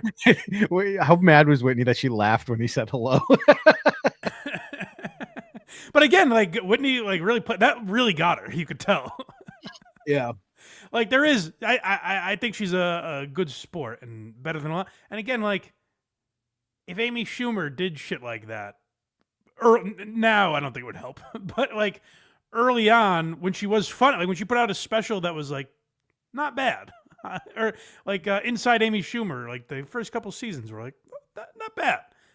I think if she did it then, when she started getting a lot of shit, like playing into it, because the world she comes from is New York comedy. Like she opened for Jim Norton. She was on Opie and Anthony. She was friends with Keith Robinson and Dave Attell and these people. Right. Like she lost that entirely and just shed it for, being in the in crowd, being like a movie star rather than a comedian, which didn't really work out. But like Whitney, whatever you want to say about her, is at least in touch with trying to be a comic. And I think that laugh really represents that, She's like, fucking got me. He got me. He got me good. But that is the thing. Like, you have to let yourself laugh at trolls because a lot of them aren't trying to be cunts. They're trying to be funny, Right. So that is right. All right. Shall we move on to Mullen and Soder? Absolutely. So we'll get to a clip from Doom. Shout out to my buddy Doom for finding this clip. Yeah, he's in the chat, so make sure you say it a few more times. Hey, Doom, I want to be in your intro. Shout out to Doom. Guys, this clip is from Doom, and he does great work. He never puts me in his intro. But I love Doom more than any of these people. I actually reached out to Doom for other clips we're playing, and he was very receptive, so I like Doom. Good guy. Is that enough to make it to the intro? What more do I have to say? Maybe. Doom, you rascal! That'll get in there. But yeah, so once I saw Mullen was on Dan Soder's podcast, I said, this is one I got to listen to all the way through. I love Nick Mullen. We just talked about him on Why You Laughing. Let's see what the boys had to say. And they start talking about Shane Gillis. And Luis J. Gomez and Nick Mullen are the two guys I've heard talk about genuinely being jealous of Shane Gillis in a very funny way. Like, they're just honest about it. And Mullen tells you how he has abused his friendship with Shane here. This is the shorter clip, right? I don't know. It's the one about Shane Gillis.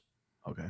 Throws me off. I have not seen the Shane Bud like. The latest one's good, where he's like in the wrong commercial. He's in the cologne commercial, and Jason Solomon. They should do a Bud is Light the- commercial with Shane where it's like, and it's with the understanding like, it's Shane. I'm the Bud Light guy now, and everybody's like high fiving him. He's going to football games. Everyone's like, yeah, Bud Light, Shane Gillis or whatever. Kid Rock's back drinking it. And then he gets home from a late day or whatever, and then he's like, it's kind of hot in my apartment, so he puts on a house fan or whatever, and then he's taking a phone call from Bruce Springsteen. Yeah, he's like, walks hey through man, I just want to let you know. What, I love Bud Light. I'm doing a song for It's tires. Ted Nugent. He's like, Shane, my best friend, dude. Hey, dude, let's go hunting. And he's like, how you doing? He's like, it's just, I guess we're getting the heater installed in the farm. So it's like, or the air conditioner installed in the farm. So it's so hot. And then Shane walks too close to the house fan and it cuts his penis off. Oh no. And he's like, I don't have a penis anymore. How am I going to drink my Bud Light? And then I don't have a penis anymore. And the doctors are like, the best option, you're going to bleed to death unless we turn it into a pussy. Oh no. And so they have to turn it into a pussy. It's a Bud Light commercial. And then he goes outside of the farm. The press is all there, and a gust of wind blows his pants off. Like a Marilyn Monroe. Like Marilyn Monroe. And everyone sees the pussy, and they're like, Shane's trans now. Oh, and then people are like, well, should we stop drinking Bud Light? And they're like, no, dude, it's Shane. And it's for fucking everybody, including the trannies. Bud Light. And then he puts it up and he cheers. Dylan's it's like a black. Dylan. It really would. I gotta say, Derek. it's a little much for like a Sunday afternoon when you're watching football. Yeah. I do think it would bring the country together, though. Like, It would be- you know, CBS would push back on it, but it should have been a Gillian Keefe sketch. I don't know how Nick Mullen isn't writing for Tires. No shit. Like, he should be, give him whatever he wants. Nick Mullen should be part of that show. Maybe he can't be near Staff. Oh, I didn't even think about that. Good point. Ravine, and he's like, cheers, bro. And then George Floyd's like, cheers. And he goes, Dylan I think we skipped over where he says like Dylan Mulvaney should be dressed as Derek Chauvin. Yeah, and then he puts it up and he cheers. Dylan's it's like a black. Dylan Mulvaney dressed as Derek Chauvin, and he's like, cheers, bro. And then George Floyd's like, cheers. And he goes, cheers. And then, right. And the house is crying because he's so overwhelmed with the love. Right. Yeah. This is kind of like the Kylie Jenner commercial. That's what I was thinking. Yeah. How come That's what I was thinking. Shane, if you're listening, please pitch this. I love bothering him. Yeah, just setting up pitches. I texted him the other like a week or I don't know, a month ago. I was like, look, I know you have contact with the Trump team. Please, just if there's any way you can like fucking pitch me for Secretary of the Interior. That would be. And then Honestly, he didn't respond. in the hat. He didn't respond, and then I was like, just following up. Yeah, Lewis was on. I wonder if this idea inspired Nick to do this, because Lewis was on the Adam Friedland show with Nick, and said that he just texts Shane sometimes and asks for $1 million, and Shane will go, for what? And he's like, no, just to have. Like, you won't miss it. Just give me. It doesn't matter what I do with it. Yeah, just give me $1 million. And Shane has to be like, no. The windows are gonna close. You're using agent speak? Yeah, and then I just want to double back. I'm like, dude, the window's closing. He's like, I can't. That's what you wrote back. He's like, I can't do it. I can't do it. I was like, come on. Just at least pitch. Just come on. DTJ. Did you to Donald Trump? You know that they're not going to give it to a Native American. No. So nobody who gets it deserves How funny would that be though if Trump did that? Where he was like, I've announced lightning skies. Well, it always has to go to like somebody that's like, Native American.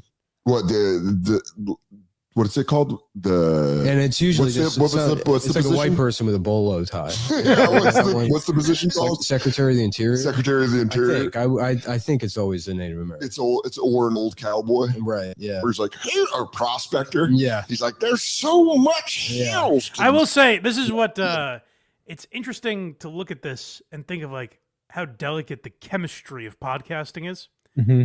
Where Dan Soder, great podcaster, hilarious guy. Nick Mullen, great podcaster, hilarious guy. If they started Come Town or The Bonfire together, it wouldn't have worked. It's just their chemistry. Like, you got to let Nick go off. Right. You got to let Dan interrupt and do his voices and chime in with his idea. But together, like, for either of the two podcasts they did, or radio show in Dan's case, like it wouldn't have worked. They needed the chemistry of the guys they had. Right. Stav and Adam had to let Nick breathe, whereas Dan's an interrupter. It's interesting to think about that. But Right. That is great though. If Shane was like, "Hey, bro, I did it." If you got a call, yeah, this was President Trump. I would ask for a massive budget, and I would try to do Jurassic Park. We have to have the technology at this point. You think Think about all the fantasy movies from 30 years ago that are now just real. Terminator's becoming very Terminator's real. There's an Instagram account called George Droid. And it's like George Floyd is a robot, and it's amazing. You got to look at it. George. How much longer is this clip? George Droid. Like 40 more seconds. All right, I forget if we might have left too much in, but I'm enjoying just listening to them. So. We'll just keep going. And they just made an Instagram. And you go pull up one of the videos. You're like, it's very well done. That's fucking wild. That's always the people where I always thought they were way funnier than me. The people that'll commit to that stuff. Yeah, I'm such a pussy. Well, those are artists, you know.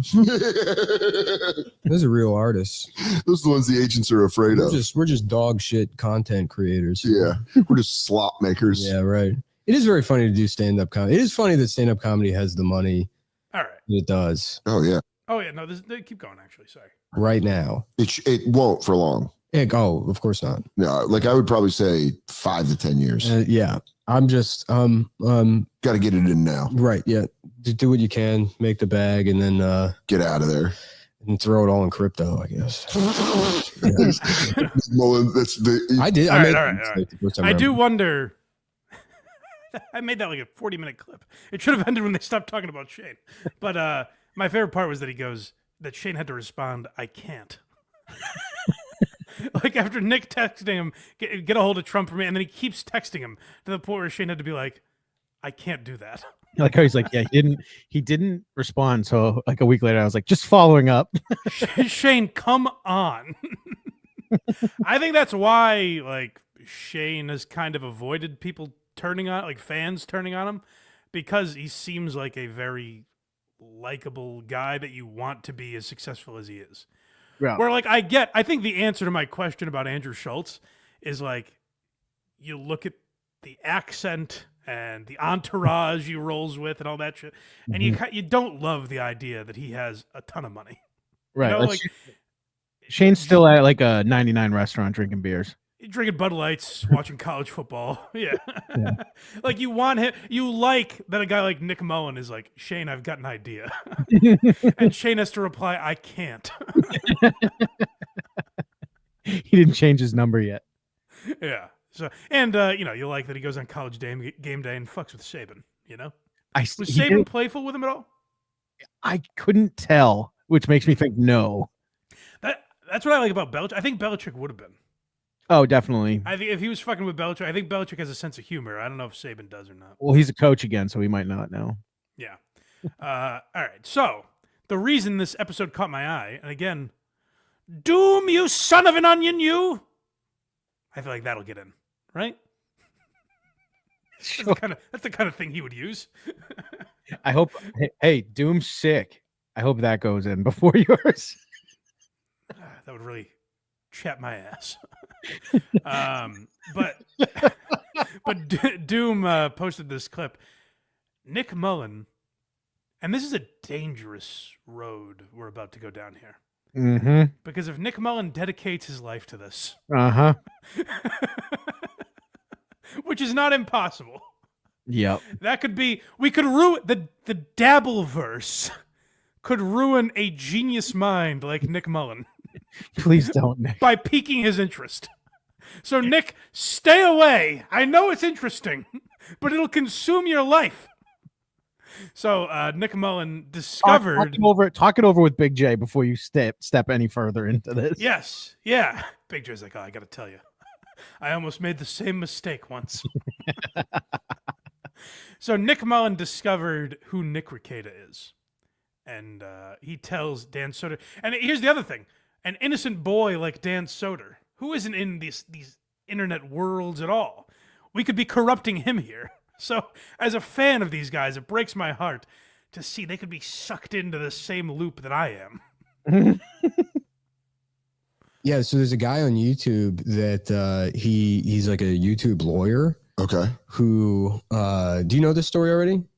Oh, okay. He was like he's like a lawyer. Sure. That gained some following on. I will say, I thought he was going to be talking about like Karen Reed or something, like some lawyer that blew up from that. And then something happens where I was like, no, stop. You're like, oh, okay. So he's watching old coverage of the OJ case or something. Yeah. What is this about? YouTube, because he covered the Kyle Rittenhouse. He would like live stream the Kyle Rittenhouse trial. Here's what's going on. Yes. He'd like break it down like ESPN he did that, for he law. did that with the Amber Heard trial too. Got it. And then I guess his thing was he would like have a glass of scotch on stream. You know, he'd drink his scotch and like do his stream and talk about legal stuff. But I would imagine prior to this, he was a guy that he'd lived in Minneapolis. He's like fucking, you know, he's got a family, lawyer, upper middle class guy. Yeah, just goes to work. And then like got famous on YouTube. Mm-hmm. And then he would have his glass of scotch. And then I just saw a clip. It's like a 45-second long clip. And the first one is him a couple of years ago where he's got the drink. He's like, it's not a good choice or a bad choice. It's just a choice. You know, if you can't. Which is a great, Nick has already zeroed in on who Nick Rekieta is. Yes. That's exactly how he presented it. And this is the problem, is Nick has a mind where he can get obsessed with this stuff. I want him out creating. I don't want him on this little piggy. Interrupting me. To someone like, hey, you drink a lot. You have a glass of scotch every case, doing 2 cases a day. And then it cuts to him, I guess, recently. He's lost 100 pounds. He's like fucking like, I mean, he looks like he's on fentanyl. Oh, you know, he's like completely fucked up. And I guess it's like he got arrested. The police found like a whole ounce of cocaine. His like kids tested positive for cocaine. Him and his wife got arrested. So this guy got famous. There was another YouTube couple. No, stay away, Nick. Fucking each other. You've corrupted this beautiful boy. No. I swear, if Nick Mullen ever mentions the Beggy monster, you'll all have hell to pay. You hear me? That's where you've gone too far. Don't corrupt this man. He's a delicate genius. And him getting obsessed with the Imholtz could ruin him. Speaking of, Jim's neglected mother, $10. Beggy monster, I rebuke thee in the name of Goal Almighty. Yeah. Keep Nick Mullen away from this terrible world. He's too good for it. Another YouTube couple living with them, and they were all fucking each other. Dude, I gotta look at this. I gotta look this up. I gotta find this. But that's what it's like. If I sort of cry, if Nick Mullen's like, and then there's this goal that he has to hit every day.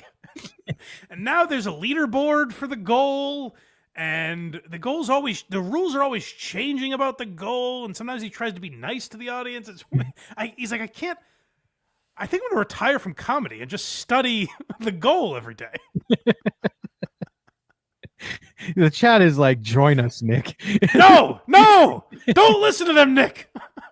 You're better than this. Give into it, Nick. Become one with the obsession. Nicholas.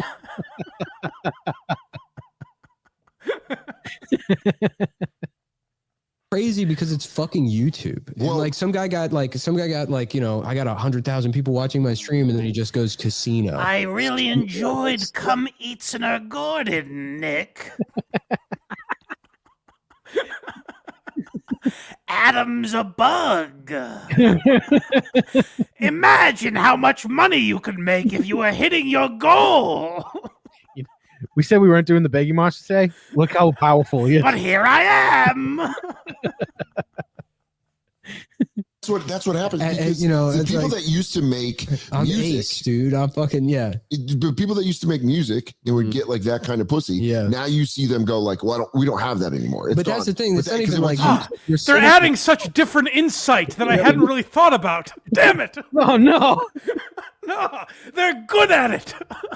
Just bring the whole Dabbleverse up. Oh no.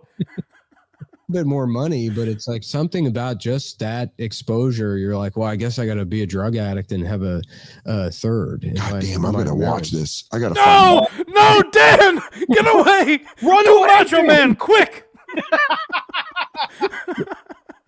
I love the Steel Toe Morning Show. Yeah. No! Someone play a video of Corey Feldman. Hurry! He's on oxygen from steel toe.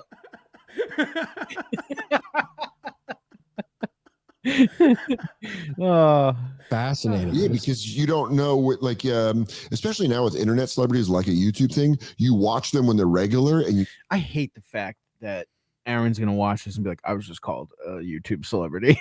Oh yeah, Nick Mullen and Dan Soder are talking about me. Yeah. Cheer for him, and you go like, "Look at this guy! This guy's doing it," and you don't realize as the years go on, you're like, "He's a different person now." Yeah. That guy's making like $3 million a year from just sitting in there drinking scotch, being like, "I say the guy did kill him." Yeah, prosecute. No, they all said Shane's penis got cut off by a house fan. But he brought everyone together. Well, people don't know yet. We're still waiting for the big reveal. At that house fan. Yeah. What a perfect way to end this. And then Dan spent the next 3 days watching the goal clips.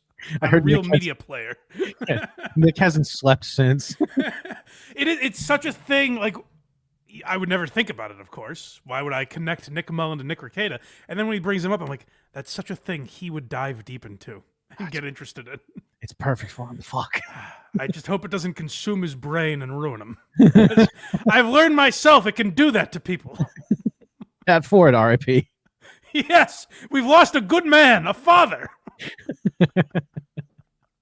So, Nick, please, for the love of God, stay away.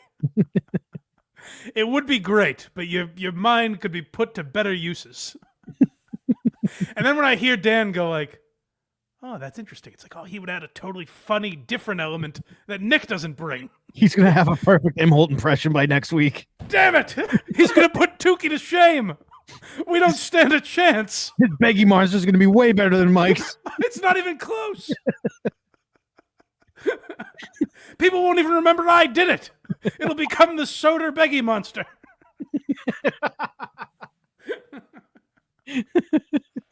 But yes, very funny to see. And I wonder, like, how deep Nick went on it. Because if he knows of this other YouTube couple, he must have found something on them, you know? Yeah. Like, if you listen to Come Town and the Adam Friedland Show long enough, you know how his mind works and how he obsesses over these things. So he probably has a dossier on Aaron Imholt already. But I just pray his mind is still whole and he hasn't been sucked in. But speaking of the Imholts and Nick Rekieta, someone else clapped back at Steel Toe recently. Yep. Yes, he did. That was Stuttering John. Imagine the impression Dan Soder could do of Stuttering John. That would... God damn it. You just start crushing Mick Ultras? Oh, no. The only way I'd be okay with this is if we get Dan Soder on the Stuttering John drinking game. He doesn't have to fall off the wagon. He just needs to be there to pepper in some jokes, you know? That'd be fun. Ray, $5. Do you think the Beggy Man is like when Venom takes over fully on Spider-Man? Yes. He's the Beggy Man now? Yeah. Look out, dude. Ray, you're in trouble. All right, so shall we get into Stuttering John? Yes. The HACKRIDE clip, is that last? Yeah. Okay. Yes. Let's start with the clip from my friend Doom. Again. Shout out to Doom. Doom! You're always up to no good. Doom, you're awesome. We'll see which one he uses. Maybe he'll use none of them. I mean, I don't think you can force Doom. I don't think you can pigeonhole him like that. I don't think we can puppet master him. But we'll the see. thing is, if he uses me just to upset you, that's funny. I don't care for it. I don't see the humor in it. All right, but yeah. Stuttering John did allegedly bang Kate Meany this week. So good for John. I guess he did say he would never fuck someone younger than his oldest child. So maybe his kid's getting younger. Maybe in the transitioning process, they also age backwards because apparently he was hooking up with Kate Meany. Chad Zumock has someone on the inside that saw this all go down at some New York strip club. John was apparently intoxicated and getting into altercations with workers there. But we're not here to talk about that today. Plenty of other shows are covering that. I'm covering other things that I found interesting about John. And one of them is this song that he produced. I don't know if we're going to listen to all of it. But let's hear Let's hear John tinker, because you weren't here last week, Craig. Are you aware of his one-man show? Oh yeah. Yep. Well, John is in production. He's starting to put together this one-man show, and I think maybe it will be a multimedia sort of event where there's comedy. It's like a variety show. There's comedy, there's drama, and hopefully there's going to be some songs involved because he's tinkering with one on one of his recent drunken podcasts. Shitway has got big bills to pay. Bills to pay. Okay, that's better. Look at the creep boys, Pinky. Look at the creep boys. This is like watching McCartney work, Oh, God. Yeah. It's going to be an 18-hour 3-part series on John making this on Disney Plus. Hold on, I say, do I call him the shitway or the dues payer? Which flows better? I say shitwayer. Why not both? He's a Jew, so I'm going to talk about his money. That's good. All right, John, you're onto something. Don't even need an end there. Look at the creep boys, Pinky. Look at the creep boys, Pinky. Look at the creep boys. Like Lady K, take out Pinky there. It's like Vanilla Ice trying to explain why Ice Ice Baby is different than Under Pressure. He's like, no. It goes dung dung dung da da dung dung, not dung dung dung da da dung dung. No. The real clip is him going at the end. It's dun dun dun dun dun dun. It's different. It's so different. Yeah. Creep boys, look at the creep boys. Like Lady K, Shitway's got big bills to pay. They grift away. As they grift away, look at these pussy boys. Which is he going to choose? Look at Lady K. The wood paneling on his wall says he's fucking gay. I'm already writing better songs. Yeah. I don't like it to be so crass, though. I want the kids to be able to go to the show. That's true in all ages Broadway show. Yeah. He's really gay. Yeah.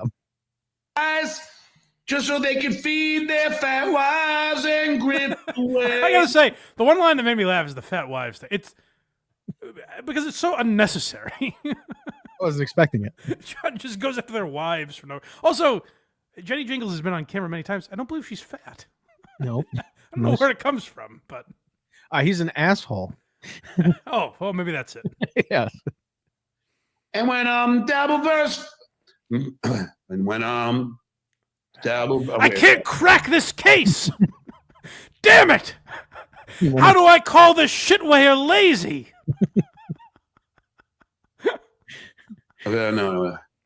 And when double verse free, I can't wait for them to lose me. Ew. They can't grift off me when I'm not here to use me. You just rhymed me with me with me. What rhymes with Cardiff Electric? Come on, John, think. Mildly pathetic. That's good. You should be working for him. I know. They would take that out to use me. Yeah. Hey, John, how about you get to the drawing board off camera and you come back with a fully formed song, huh? What do you say? We don't need to see how the sausage is made. To use me. Thanks to you all for supporting me. I know it's hard when they tell you it's wrong.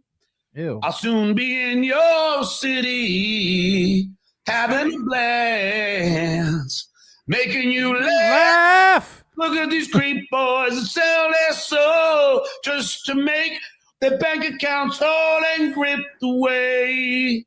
Look at these pussy boys. Are you imagining Craig like I am? The audience standing up and clapping along?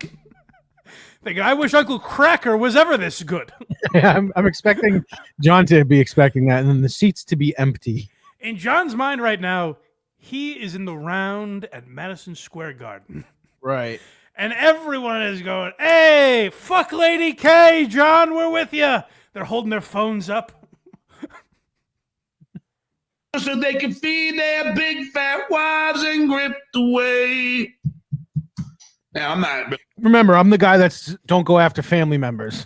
John realized the word grift rhymes with drift. And he said, my God, I've struck gold. Would you rather a one-man show or like a Weird Al Yankovic type album? I like to say, why not both, Craig? You know, Okay. I'm an optimist. I think both are. Here's what I think happens: one-man show, then the album gets released from that show. Right. You know, then you can listen to the songs. You can also go see the live show. I would love to see. We're going, right? If he does tour this. What are you, nuts? Of course. Yeah. Okay. You're saying that they have fat wives, of course. It just goes with the comedy of the whole routine. Oh, that's the excuse. That was pretty I want the DVD so far, commentary more than anything. Oh yeah. Where he's like, you see, you know, I don't want to call their wives fat. That actually feels a little beneath me. But the trouble I came upon was thinking, fat wives just fits so perfectly. Like when I say miserable lives and I think, what rhymes with that? I need something to match and even goes beyond miserable lives. What's going to hit them harder? And while it killed me, I just knew fat wives had to be the line. And I Right. know you're thinking, John, you don't like to punch below the belt. And I understand that. I think people will understand this isn't the nature of humor. This isn't even about Lady K or the shitware about at this point. This is about comedy and the nature of its being, you see. Mm-hmm. Progress. All right, we'll try this one last time. All right, let's hit it. Here we go. Oh, so another shout out to our boy Doom. Thank you to Doom for cutting out the music of this. So John plays the song Drift Away by Uncle Cracker. Oh, get him. Get his ass. But what Doom did is took out the music. So you can only hear John's vocal parts. Now, what's brilliant about this is I reached out to Doom before he posted this to see if he had the clip because John took the episode down. The reason I wanted this clip is Doom has made it sound exactly like it did with the music, the vocal parts, where it's completely, John's voice is entirely getting drowned out by the music. So, listen to this knowing it's not the technology drowning out John's voice. This is how it sounded just with the Uncle Cracker music playing behind him. All Doom has done is isolate John's voice. Does that make sense? Mm-hmm. Okay, so this is how bad it sounded on John's podcast. Sans musical accompaniment. Let's see if we can pull this off. Let's do it, gang. I like that he incorporates us. Like, we're all trying to pull this off. We're on the same team. Yeah. Come on, John. He's trying to hit play on the song. What is this, intermission? Okay.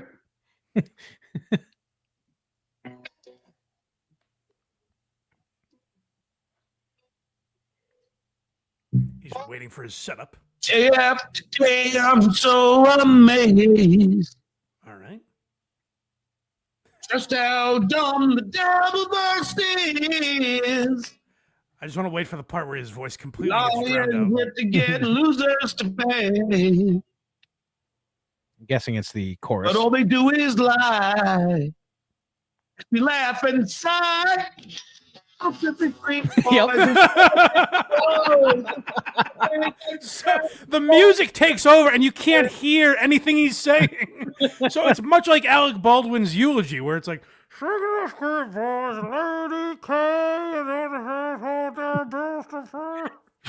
Cinquemani. This one's for Francesco, everybody. Francesco. What was it? Cinquemani? Yeah.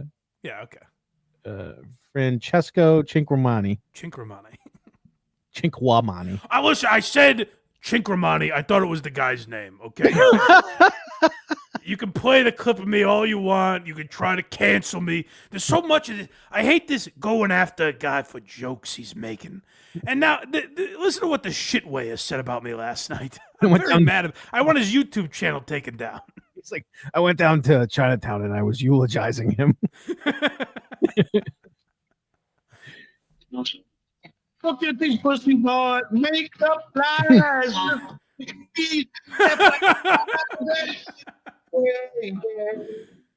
Like instead of like Doom just took out the music because of copyright issues, but that's what it sounded like vocally. Yeah. Like it just completely gets drowned out the whole time. Why? What is Kate Meany doing? I think she has a lot of problems. Gotcha. You know?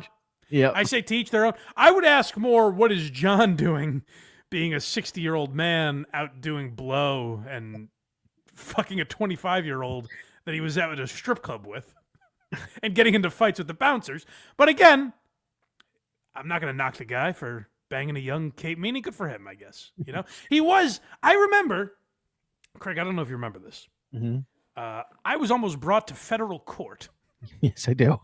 I was almost dragged in handcuffs by the FBI because I played a tape of John talking to Kate Meany. Now, the tape I found was on Twitter, so I didn't really think there was a problem with it, but I was told I was breaking federal law.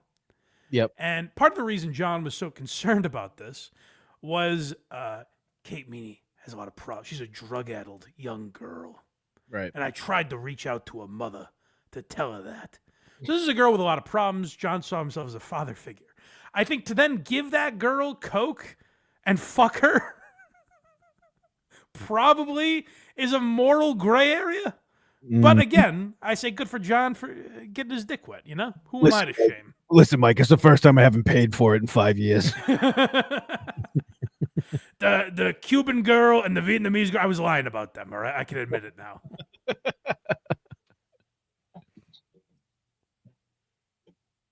Oh, this is more of that. So we get the point, I think. It's more of him just completely getting drowned out by the music. But it was beautiful, and I thought Dooms did such an artistic job of noting it, because you would listen to that and think, oh, fuck, this isn't a great clip because John's voice gets drowned out by the technology that got rid of the music. And I'm here to tell you I heard it live. Mm-hmm. It was exactly that beautiful, where you just can't hear John for half the song. He's also not taking super chats under $4.99 anymore. Oh, yes, I've heard that. Yeah. He slips up every once in a while, but when he has a guest on and then someone super chats 99 cents worth of insults. Yes, that's actually right. Yeah, when someone insults Rob Saul, when Penis Wrinkle makes fun of Rob Saul, for some reason John always reads that.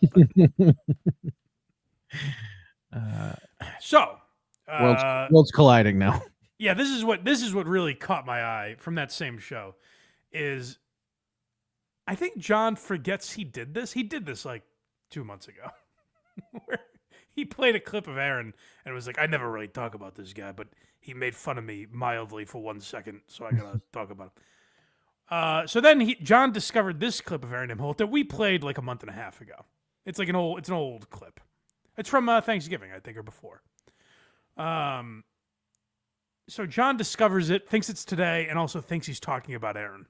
So let's hear John attack Aaron, and then we're going to hear an interesting switch in John's tone. It's very subtle, but I'm going to see if you guys can mark when and why it happens. Craig, you can play along. See if you can mark when John's mood changes about Aaron.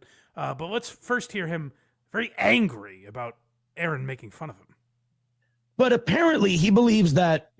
I can't believe I'm saying this fucking name. Stuttering John. You know, Steel, let me tell you something. You can't believe you're saying my name. Aaron hasn't said anything yet. Nothing. You don't know why Aaron doesn't want to say that name. Nothing. But immediately John launches into, listen here, you fucking piece of shit. You said kind of one thing about me, and now I'm going to go into every detail of your life. What the fuck have you ever done besides get arrested or have your wife get arrested? You fucking loser. John's making some You're afraid to say my name, a man who's done more in this business than you ever have? You fucking loser. You fucking pathetic freak. All these people who still fuck with Stuttering John, you kind of get what you deserve. Now, hold on. Listen closely. Aaron's sort of defending John. Yes. John doesn't quite hear it yet. So let's hear how he handles this. and you go, John's crazy. John's a piece of shit. John's unreasonable. John blocks your shit. John bans you and blah, blah, blah. You know he does all this stuff. And then you keep fucking with him. First of all, I don't do all that stuff. Where's the proof, dickhead? It's just the dozens of times you've done it, but and the dozens of times you've bragged about doing it to different people. That would be some of the proof, but proof while you were banging your friend's wife and children weren't being fed. I always love this about John when he stumbles upon something and he's like, he did it to me where he's like, oh yeah, Mike Geary. Geary. It's like my name is in my Instagram handle. Like the patrons are called Gearheads. Everyone knows my last name. If you know who I am, you probably know my last name. It's not Gearheads because you're not giving away trugs. No, I should though. I should start that. Yeah. But like John thinks he's found where he's like, oh, well, look at the dirt I have on you, Aaron. You were fucking another man's wife, and him yours. Hmm. Like, yeah, no, that's like 8 months ago, John. We all know that. Right. Didn't you get revenge porn? Isn't there something going on with you and revenge porn? John never fully knows either. He's going to shout it at Aaron and use it against him, but he never quite knows what the accusations are. In John's defense, he was asking like a question. He wasn't saying it was a fact. Isn't there something with you and revenge porn? And that's John like covering his ass legally. Yeah. He's like, I don't know what it is, but it's something. Something or other. Were you arrested? Let me see. Oh, Aaron M. Holt arraigned on. How did you get that quickly? Because he knew beforehand. I've seen him type before. How did he get that so quick? Yeah, the one-handed like. Yes, you've actually encapsulated just how like loud it is too. I don't know how he does that, but yeah. Charges. Now, good job, dickhead. Good job, dickhead. And you have the fucking balls to comment on me? Hold on, Jay, it doesn't take, but he can comment on anyone. I've seen parts of Aaron's show. He comments on Donald Trump, John. He comments on the president. You know, he can comment on whoever he wants. It's not, you're taking the wrong issue with this. $5,000 bond, you fucking loser. And you're going to comment on me? I don't really understand why that makes him more or less of a loser, having a bond. It makes him kind of badass, you ask me. That's what I'm saying. Sending nude pics, and he's on the run from the man for it, you know? Next we have Grift. Okay, so let's hear Odom. But guys, I don't know if you know about the hit song Grift Away, but this comes from that. I wish people would just admit, if they talk about John, they don't have to come up with real content, because people who don't like John are mentally ill and they'll just go, money, here, take my money. Well, that's what I just said. Hold on. There it is. I want to get back to these two idiots arguing with each other. But first, I want to talk about this point that Aaron makes. It's hilarious that he's going to talk about anyone's angle to make money. That's great. Yeah. But what I want to say is, like, Aaron's going to have the defense of, like, well, you know what? Let him keep talking because he'll get to it. But I like that John is like, that's what I just said, dickhead. Like Aaron said this a month ago, John. You're not talking to him. He's not interrupting you to say these things. You're pushing play. Thing about dickhead. It's called Grift Away. Haven't you heard my number one? It's easier than putting a show together and trying to draw a crowd. Instead, you can just steal from a crowd that already exists and do it that way. Finally, you said something smart. John's coming around. Oh, he's been on my side this whole time. Oh, wait a minute. He's not insulting me. He's insulting the other people. Now I think this guy is a genius. It's amazing the delicate thread that how smart John thinks you are dangles by. And do it that way. Finally, you said something smart. I can't believe it. Somebody pinched me. Am I dreaming? I don't know. Am I? I don't know. More great improv by John. But it is nice. This guy he's never talked about. He's like, I never talk about this Aaron Imhol. Now he's like, I can't believe he's saying something smart. You didn't know who he was 30 seconds ago, John, remember? Am I dreaming? What's next? Defamatory. Oh, so now John immediately jumps to lawsuits. He just found out who this guy is, and he's going to jump to litigation with Aaron Imholt. Chad got another Patreon, or he didn't get another Patreon. He had another Patreon. He'd had it for 5 years, and it was still up. And now he believes that John got that Patreon taken down as well. This was a tweet from this morning. He doesn't believe it, you idiot. He's using this. Are you that fucking stupid? John, you're not talking to him. This was also the day it happened. You can't argue with Aaron from the past about how much he knew at the time. It was a month ago. This is not. This is like if I played footage from 9/11, and I was like, Doc. We now guys, we now know. So why are they acting like they don't know who's behind this? This is crazy. Do it. I don't. What I would admit it if I did it. I'd be happy to say I did it. Oh, I mean, after all, he was trashing my kid. Oh, but I didn't. All right, so you didn't do it. That's good. And that's a fact, Jack. And you're an idiot. That Chad had his original Patreon. John did get that taken down. John or the legend or whoever. All right. Now that's defamatory. That is defamatory. No, it certainly isn't. If you walk into a courtroom and say, ladies and gentlemen of the jury, I'd like to show you this clip. And it's Aaron Imholt saying, the legend or John or whoever got Chad's Patreon taken down. I'm no lawyer. You have no legal leg to stand on. No. He literally said, or whoever. And John's like, well, you've just opened yourself up to a lawsuit, pal. Said that I got his Patreon taken down. Maybe I should sue him, huh, Vince? Because I didn't. Vince is just going to go, yeah, this is more money for me. I didn't. I will testify in a court of law with my hand on the Bible.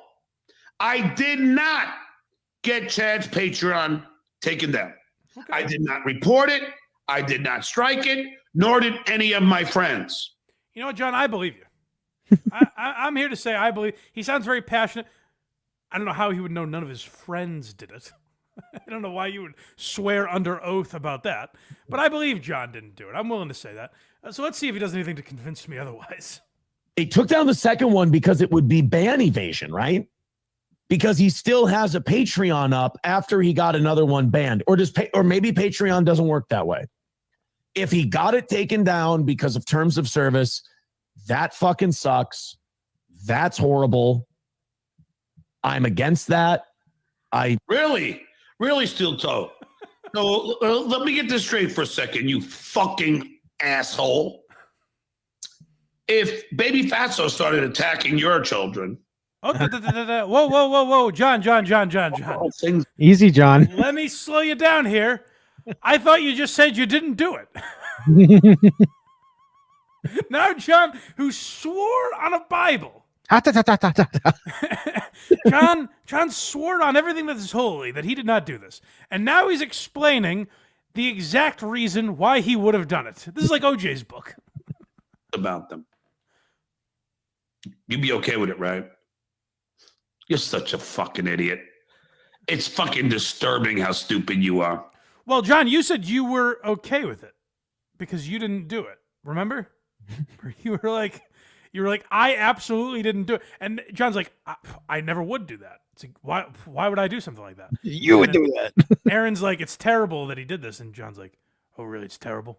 Really? I'm going to get defensive about this, even though I didn't do it.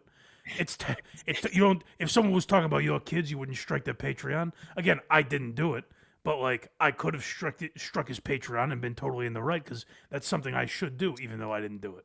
I just fortunately or unfortunately put together that Stuttering John's basically got the Florentine method. Really? That's what you do. But you're right. That is every episode where like he plays a clip of the shitweigher or Lady K, in this case Aaron, Pinky, whoever he's talking about. He plays a clip of them and he just goes, really? Really, shitwaya? Really? Oh, really? And then he starts typing something, and that takes 10 minutes. And it'll go, really, shitwaya? Just madness. I bet you didn't go to college. I mean, you're obviously an idiot. You can go to NYU. I don't By think the way, I think Aaron did go to college, and that doesn't make him smart. No. You know what I mean? And if he didn't go to college, it doesn't make him dumb. That's such childish logic. that to people. I think, you get to say what you want on your show. The other guy gets to say what he wants on his show. Ah, ha, ha, ha, ha. And then you turn off your fucking computer, you go outside and you live your fucking life, which Chad has done an amazing job of, because he used to not do that. He used to live on the Bull washing alert! Bull washing alert! John's actually kind of right. Yeah. He's only right. I'll tell you this. I don't like the thing of like, if you agree with someone, it's like, oh, I guess you are washing his nutsack. I guess you're taking out the sponge and the soap, and you're going to town on scrubbing those nuts by agreeing with another person with an opinion. You cum gargler.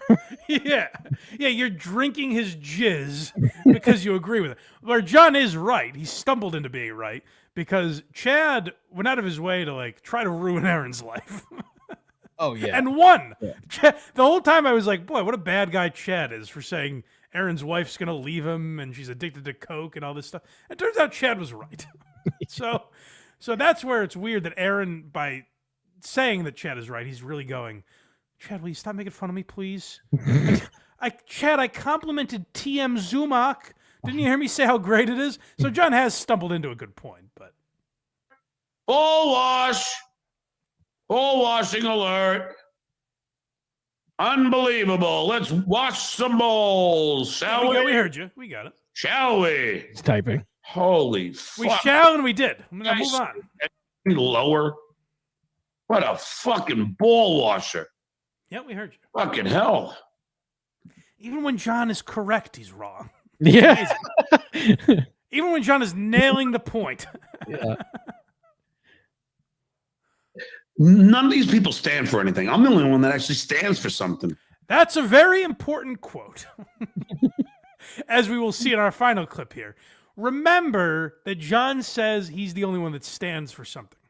And he's calling Aaron a ball washer and a fucking idiot who didn't go to college and a loser who gets arrested and some other guy's fucking his wife. He's all those things. I do want to say before I take this clip off screen, Please. Right as it ended, someone super chatted $5 and said to John, not us, says your head looks like a wad of wet spoiled beef someone dropped in a pile of cat hair. Oh yes, I did. He reads that moments later.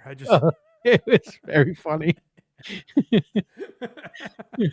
But remember John said, I'm the only one here that stands for something. Just keep that in mind as we go forward, because I may veer off in different directions, but I always want you to go back to that central point. John stands for something. Tape, I'd fall to the ground, smash into a million pieces. It would look like the Hindenburg. Oh, this idiot again. Here, let me just. So John like drifts away. John, he literally drifted away. I didn't realize what I did there. John drifted away for a while and started talking about other things. He sings that Uncle Kracker song, I'm not joking, 4 more times. Jesus. All the way through, and he plays the music and everything. And he compliments himself on how great the song is. It's very strange. And then he finds another clip of Aaron. And he's like, oh, this idiot again, even though he's the one playing the clips. But it's another clip from a month ago. So I don't know how he found it again and thinks it's new, but here we go. Such a douche. Tape, I'd fall to the ground, smash into a million pieces. It would look like the Hindenburg. I think he would admit that. But I think a lot of these guys with the John stuff, I don't think they'd be able to admit that they can't stop talking about John, because if they did, they'd lose money, they'd lose viewers, and nobody would care because, quite frankly, they grabbed onto a weird guy's coattails and it made them lots of money. They didn't get there on their own. Listen to John go, yep, absolutely, Aaron. All you have to do is make John realize you're complimenting him, and suddenly you're a good guy and actually pretty smart. He's like, yep. And then he said weird guy's coattails. He's like, fuck this guy. Hold on, where's this going? weird dickhead. If anybody's weird, it's you. Here we go. We're back. Wife and that fucking Nick Rekieta and his wife. I thought he didn't know much about this. Oh no, we're back to hating Aaron again. He was Aaron touched glory for such a brief moment. Fucking banging and doing coke while the kids are out doing fucking. The kids were doing something of that, I'm sure. They were probably drinking Kool-Aids or something. I'm not the weirdo, Steel Toe. You are. Listen, John is a 60-year-old man. 59, excuse me. How dare you? The word weirdo triggered him. Yes, it did. I'm not a weirdo. You are. That was big. I don't think I've ever yelled that at someone in my life. If I did, I was 9 or younger. I'm not a weirdo. You are. Wow, John. Very powerful stuff. Just arraigned for fucking revenge porn. They couldn't make a good show. They just watched a train wreck for 4 years. I would have so much respect for the first person who Aaron, of course, passive-aggressively talking about Carl and Shuley. Yes. Honesty and would say it. Funeral director with $2 says. Can I say something about this point that Aaron makes too? It's something John says all the time, like, oh, you're just watching this guy. No matter who it was, if you presented someone to me, and like John will say, like, oh, they're jealous because I'm famous. I think Aaron says something similar later, where he's like, they're jealous of this guy because John's the only one that's accomplished something. And I got to tell you, there's an element of truth to that in this sense. The fact that John was on the Howard Stern show, if you just showed me a homeless man and was like, hey, every day this guy yells at passersby, he calls one of them the shitwayer for some reason, and he's yelling about how much better he is than all of them. This is just a guy on the train. I'd be like, okay, maybe we'd play a clip of it on WATS once. I'd move on pretty quickly. What is interesting to me is this is a guy who's accomplished something. He was on the Howard Stern show and the Tonight Show, and now he's doing this. And to me, that's interesting. And yes, the success does add to that. Like, pick a living president. Jimmy Carter, Clinton, Bush, Obama, Trump, Biden. I don't want to make it political, so choose whoever you want. I do like you said living president, and the first one you said was Carter. Well, he's hanging on. For dear life. It would be much more interesting if Jimmy Carter was doing this. Yes, that would be awesome. But if one of them was doing that every day, yes, I would talk about it.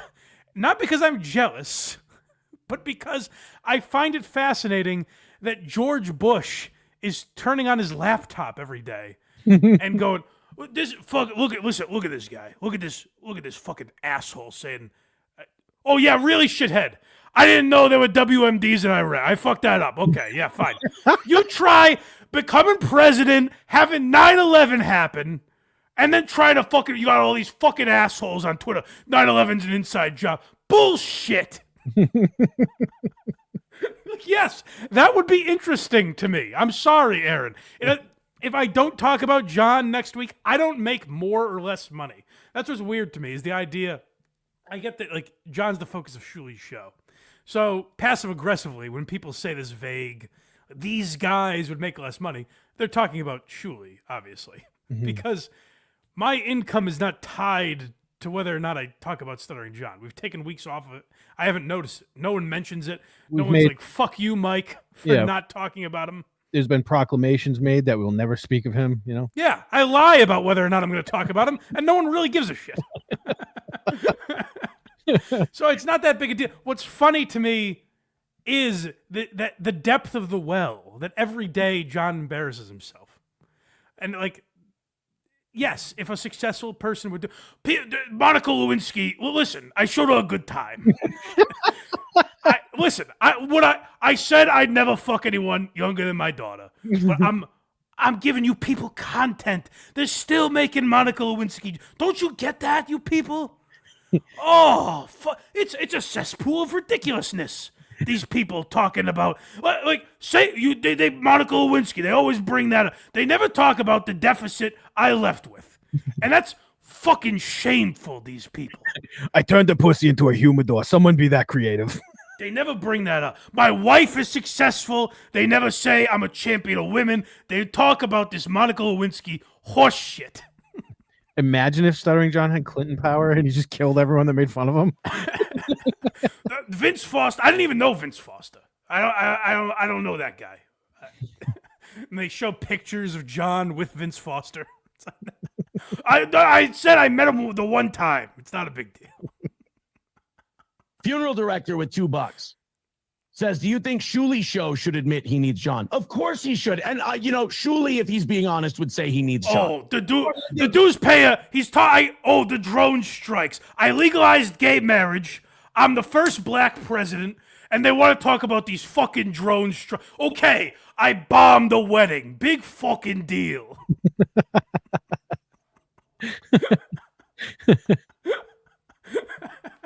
You tell me you wouldn't talk about that, Aaron? Come on. I think that's fair because we have documented evidence, much like Melton and I. We have documented evidence before steel toe and after steel toe. You're welcome. I own you guys. I think Shuli has the same thing. I got this fucking dues payer saying, yeah, okay, fine. I said grab him by the pussy. She was illegally recording me. and I was quoting Fast Times at Ridgemont High. What don't you get about that? I so go, oh, you can't say grab him by the pussy anymore. These rules keep changing. And after John, it is not comparable. They need John. Carl, same thing. No. Needs John. Yep. Hold on. We're about to hear Aaron's buddy again. Like, Carl does talk about other things on his show. I think some people get annoyed how much he talks about Stuttering John. Yeah. Because the podcast wasn't always that, you know? I think that's why he saves it for the end of the show, for the people that want to hear the other shit. Right. So that's where I don't get... It's interesting to me that Aaron would say that about Carl now. I'm sure he'd say it about my show if he knew who I was, which he definitely doesn't. I think he says this now because we make fun of Aaron, which is interesting that when he was trying to get on WATP and he did that Tampa Accord bit with them and like he was having Carl on his show. It was interesting that all throughout that time, it wasn't pathetic that Carl had been talking about John for 4 years. It was just that when it hits 6 years, then it's pathetic. You don't think these guys want to do this, do you? I hope they don't want to. Hold on. I'll speak for myself. I do. What do you think? I'm fucking chained to a radiator in here? Till you talk about Stuttering John until you make your nut this month. Like, I find it interesting to me for the reason I just laid out. If a famous person was doing this every day, I would find that interesting. Like, it's interesting to me that John had the success he did. And again, when we say success, we're overblowing it a little. Let's be real here. Isaiah Thomas didn't deserve a spot on the dream team. Michael Jordan. Scottie Pippen was a rat. I never liked him. My son's banging his wife now. I'm going to go play baseball for a bit. Fuck this. I swear, end of the season, I'm leaving. I'm going to the White Sox.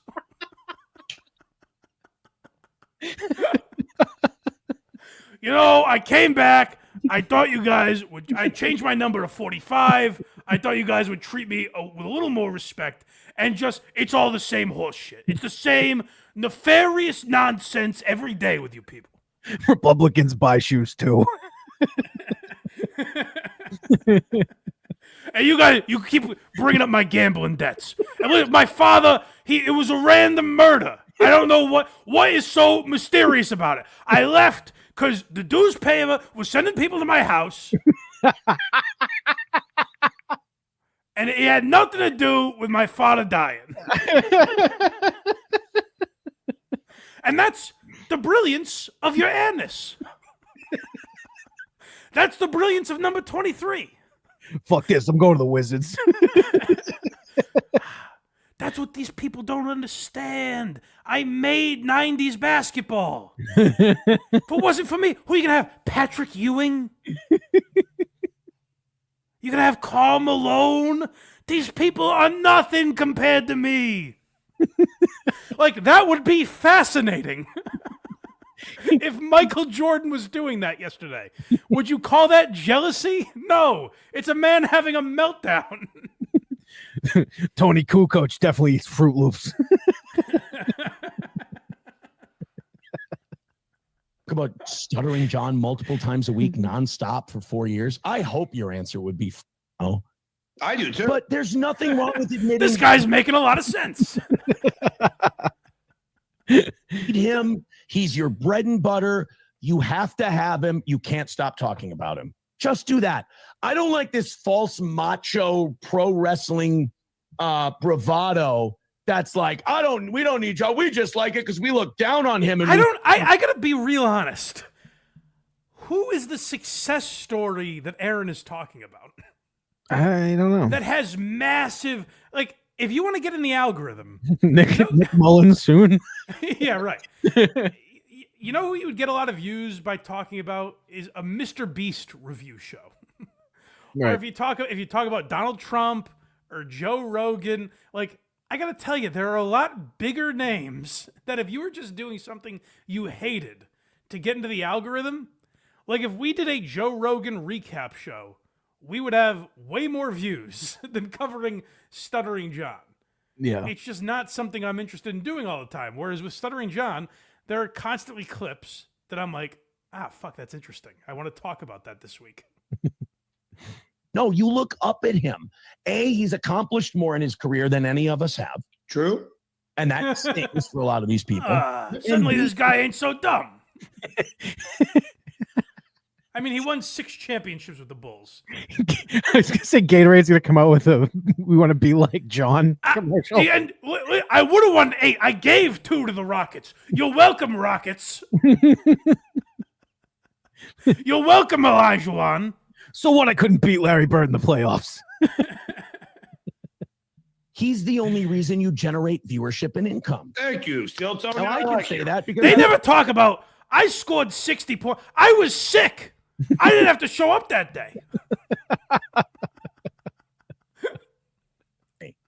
But you need to be able to admit it. Now, again, Chad, I don't think Chad has that problem. I think No, Chad's really cool. It's so interesting. Aaron's like, you know what? You know what I think is really awesome is Chad. Now, listen, all these people, they say stuff for views and to make their life easier. They're all hypocrites. You know who I really like is Chad Zumach. I think he does a terrific job. I don't admit, I agree with him here. Okay, hold on a second. Let's go back. Remember I said we might drift away, which we did. I told you guys to remember something. Let's give you a pop quiz in the chat. What did I tell you to remember, gang? When? John stands for something. John's the only one of us with a bit of moral fiber that he can stand on. Now let's hear once Aaron agrees with John, and once it gets through John's dense skull that he's agreeing with him, let's hear what John has to say. say that because that's not the case with me. But you need to be able to admit it. Now, again, Chad, I don't think Chad has that problem. I think Chad. Well, I got to admit, I agree with him here. Hey, look, you want to come on the show? I'll gladly talk to you. Aaron, you want to be best friends? Buy my Air Melendez shoes. You, I know you got the Coke thing, but you still drinking? You can come over. I got Michelob's in the fridge. I mean, you should probably bring your own if you want to. But, you know, if I'm ever in Minnesota, I'll take care of your cats for you. How quickly he becomes Aaron's friend. Terrible. You got people now talking about Kobe Bryant, LeBron. They don't remember what I did. I changed the game. Was that it from Aaron and John? That was it. All right. Well, I was glad those worlds finally crossed paths. It was interesting because we did play that clip from Aaron like a month and a half ago. So yes, we it's did. nice that John finally found it. How far back's he going? Yeah. How did that even come on to his radar? I know he was looking at Reddit, so I don't know if it was a recent, like, resurfaced post or something. Yeah. Why would someone post that recently? That's interesting. I don't know. All right. Should we start getting out of here? That's up to you, sir. I say we shall. Is that it? That is What it. time is it? 12:30. Yeah, let's get the hell out of here. It's been a lovely. I don't know if we'll do another show this year, next week or not. I was gonna say, I was looking when we were talking earlier about Schaub. If D'Elia drops the episode with his wife, We can always save that for the new year, though. okay. Yeah. Well, that was my thought anyway. He might have done it. No, I checked. He dropped an okay. episode 2 days ago, and it was not there. Okay. Yeah, if it comes out, maybe we save that for the new year. I'll see how we're feeling. If I'm around and able to do an episode, maybe we do one next week. But I think maybe we take a week off. And what you should do in that time is check out HackRideTheDemon.com. Is HackRide doing a show after this? No, he's Casey? not. He's not. Why? I don't know, but he just said there's no show after. Just put up the graphic with the websites. I don't know. Something happened. I don't know what. Something bad? Is I he don't bad at know. this? No, I don't think so. Oh, I thank can never quite tell on text. He's short with his Highs text and lows. Yes. It's either the shortest text or the longest text. Either one could be interpreted as angry, but I didn't get that vibe. Okay, good. I hope not. Go to HackRideTheDemon.com. Support Casey Day and DJ ELECTRA. Also, check out DJ ELECTRA's YouTube channel. She's got a bunch of music stuff on there that's pretty interesting, so check her out. And verygoodshow.org, which apparently is back in full force. It's almost full. Guys, Matt's coming over. Matt's coming to say hi. Is the other guy still on? Tim? Yeah. Oh, okay. Yeah. But I don't think he'll be on that show. It's going to be early in the day. He'll be working. Just Craig and Matt. Old verygoodshow.org. OG show. All right. Well, hold on. Got some super chats. Let me read these real quick. Let's do it. Real quick. Dominic, $10. Hey, Mike. Sorry I slept through today. I must repent and pay the Baggy Monster my dues. I appreciate that. I appreciate you giving what you owe. Jimmy's neglected mother, $2. John overacts even when he's singing. Yes. The microphone couldn't pick it up. Rock Orb 2002, $5. John is the guy in high school who claims to be banging a hot chick, but you don't know her because she goes to another school. Well, we do know Kate Meany goes to this school, so we do know her. So good for John, I guess. Black overall, Cast, you are right. Yeah, Black Cast, $2. Laughs continue at 1. Oh, this needy son of a bitch. Was that a fake? Was that a fake last episode announcement? What? For who are these broadcasters? The last one of the year. Oh, motherfucker! I retweeted you thinking it was the last one ever. he's every show I'm on. He's super chatting, saying promote. All right, go watch Who Are These Broadcasters. I guess we'll send everyone over there. He shoved Casey out of the business. Casey's retiring because this guy needs so much attention. I did fall for it, Christian. You motherfucker. Christian Blatt's a good man. DJ ELECTRA has the flu. Oh no. Yeah. So everyone go donate to her website. And I apologize to ELECTRA. I'm sure it was just flu brain that made her send that photo. I thought it was sabotage at first. I find that hilarious. She's like, he won't notice. Now, ELECTRA, that's a joke. You don't have to message me apologizing. It's all fine. I love you, baby. All right. Now, has everyone sucked away at me, Christian? Is that enough attention, you son of a bitch? I think so. I think I'll be on that show in the new year. He had a good suggestion for a topic for me, so I think I'll be on sometime soon. Lots of goodies. Extra goodies. No, extra goodies. Yeah. Well, guys, it's been quite a year. The YouTube has grown a lot. We appreciate that. Patreon has grown, so keep those numbers cooking, but I appreciate what you've already done for this program. And go to blindmike.net if you want to continue supporting the show or tell a friend to. And hopefully in the new year we continue having another win for the project. I got to come up with a snappier. What would Aaron call this? Fuck, I'll have to think about it. Hey, gang, we'll come back in 2025 with an answer to that cliffhanger. Blindmike.net. Goodbye, everybody. Happy New Year. We have a meme transition. Hey, it's Boogie. Sappers clear the way. Everyone all the way. Now, this is very interesting. Now, really, ladies, if you listen in, and men, and everybody in between. If I tell you you've got a homicide, buddy, you've got a homicide. I hope to hear from you soon. I am proud to own the Trumpy Bear, and I will always be proud to be an American. Until then, have yourself a great day, and as always, There's no cum on my mic. rock on.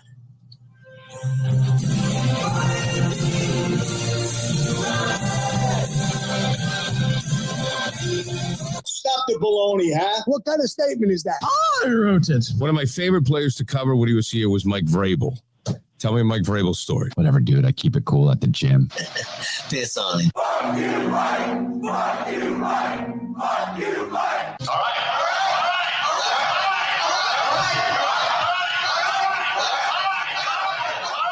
Stop, my belly hurts. My dad was in the military. What's that, sir? Can you please kindly F off, please? If a person is on a bridge threatening to jump, how do we know that he wants help? Okay, I hope nothing's bad happened. Money, money, money, money, money, money, money, money, money, money, money, money, money. Fuck, please. Anyway, God bless America.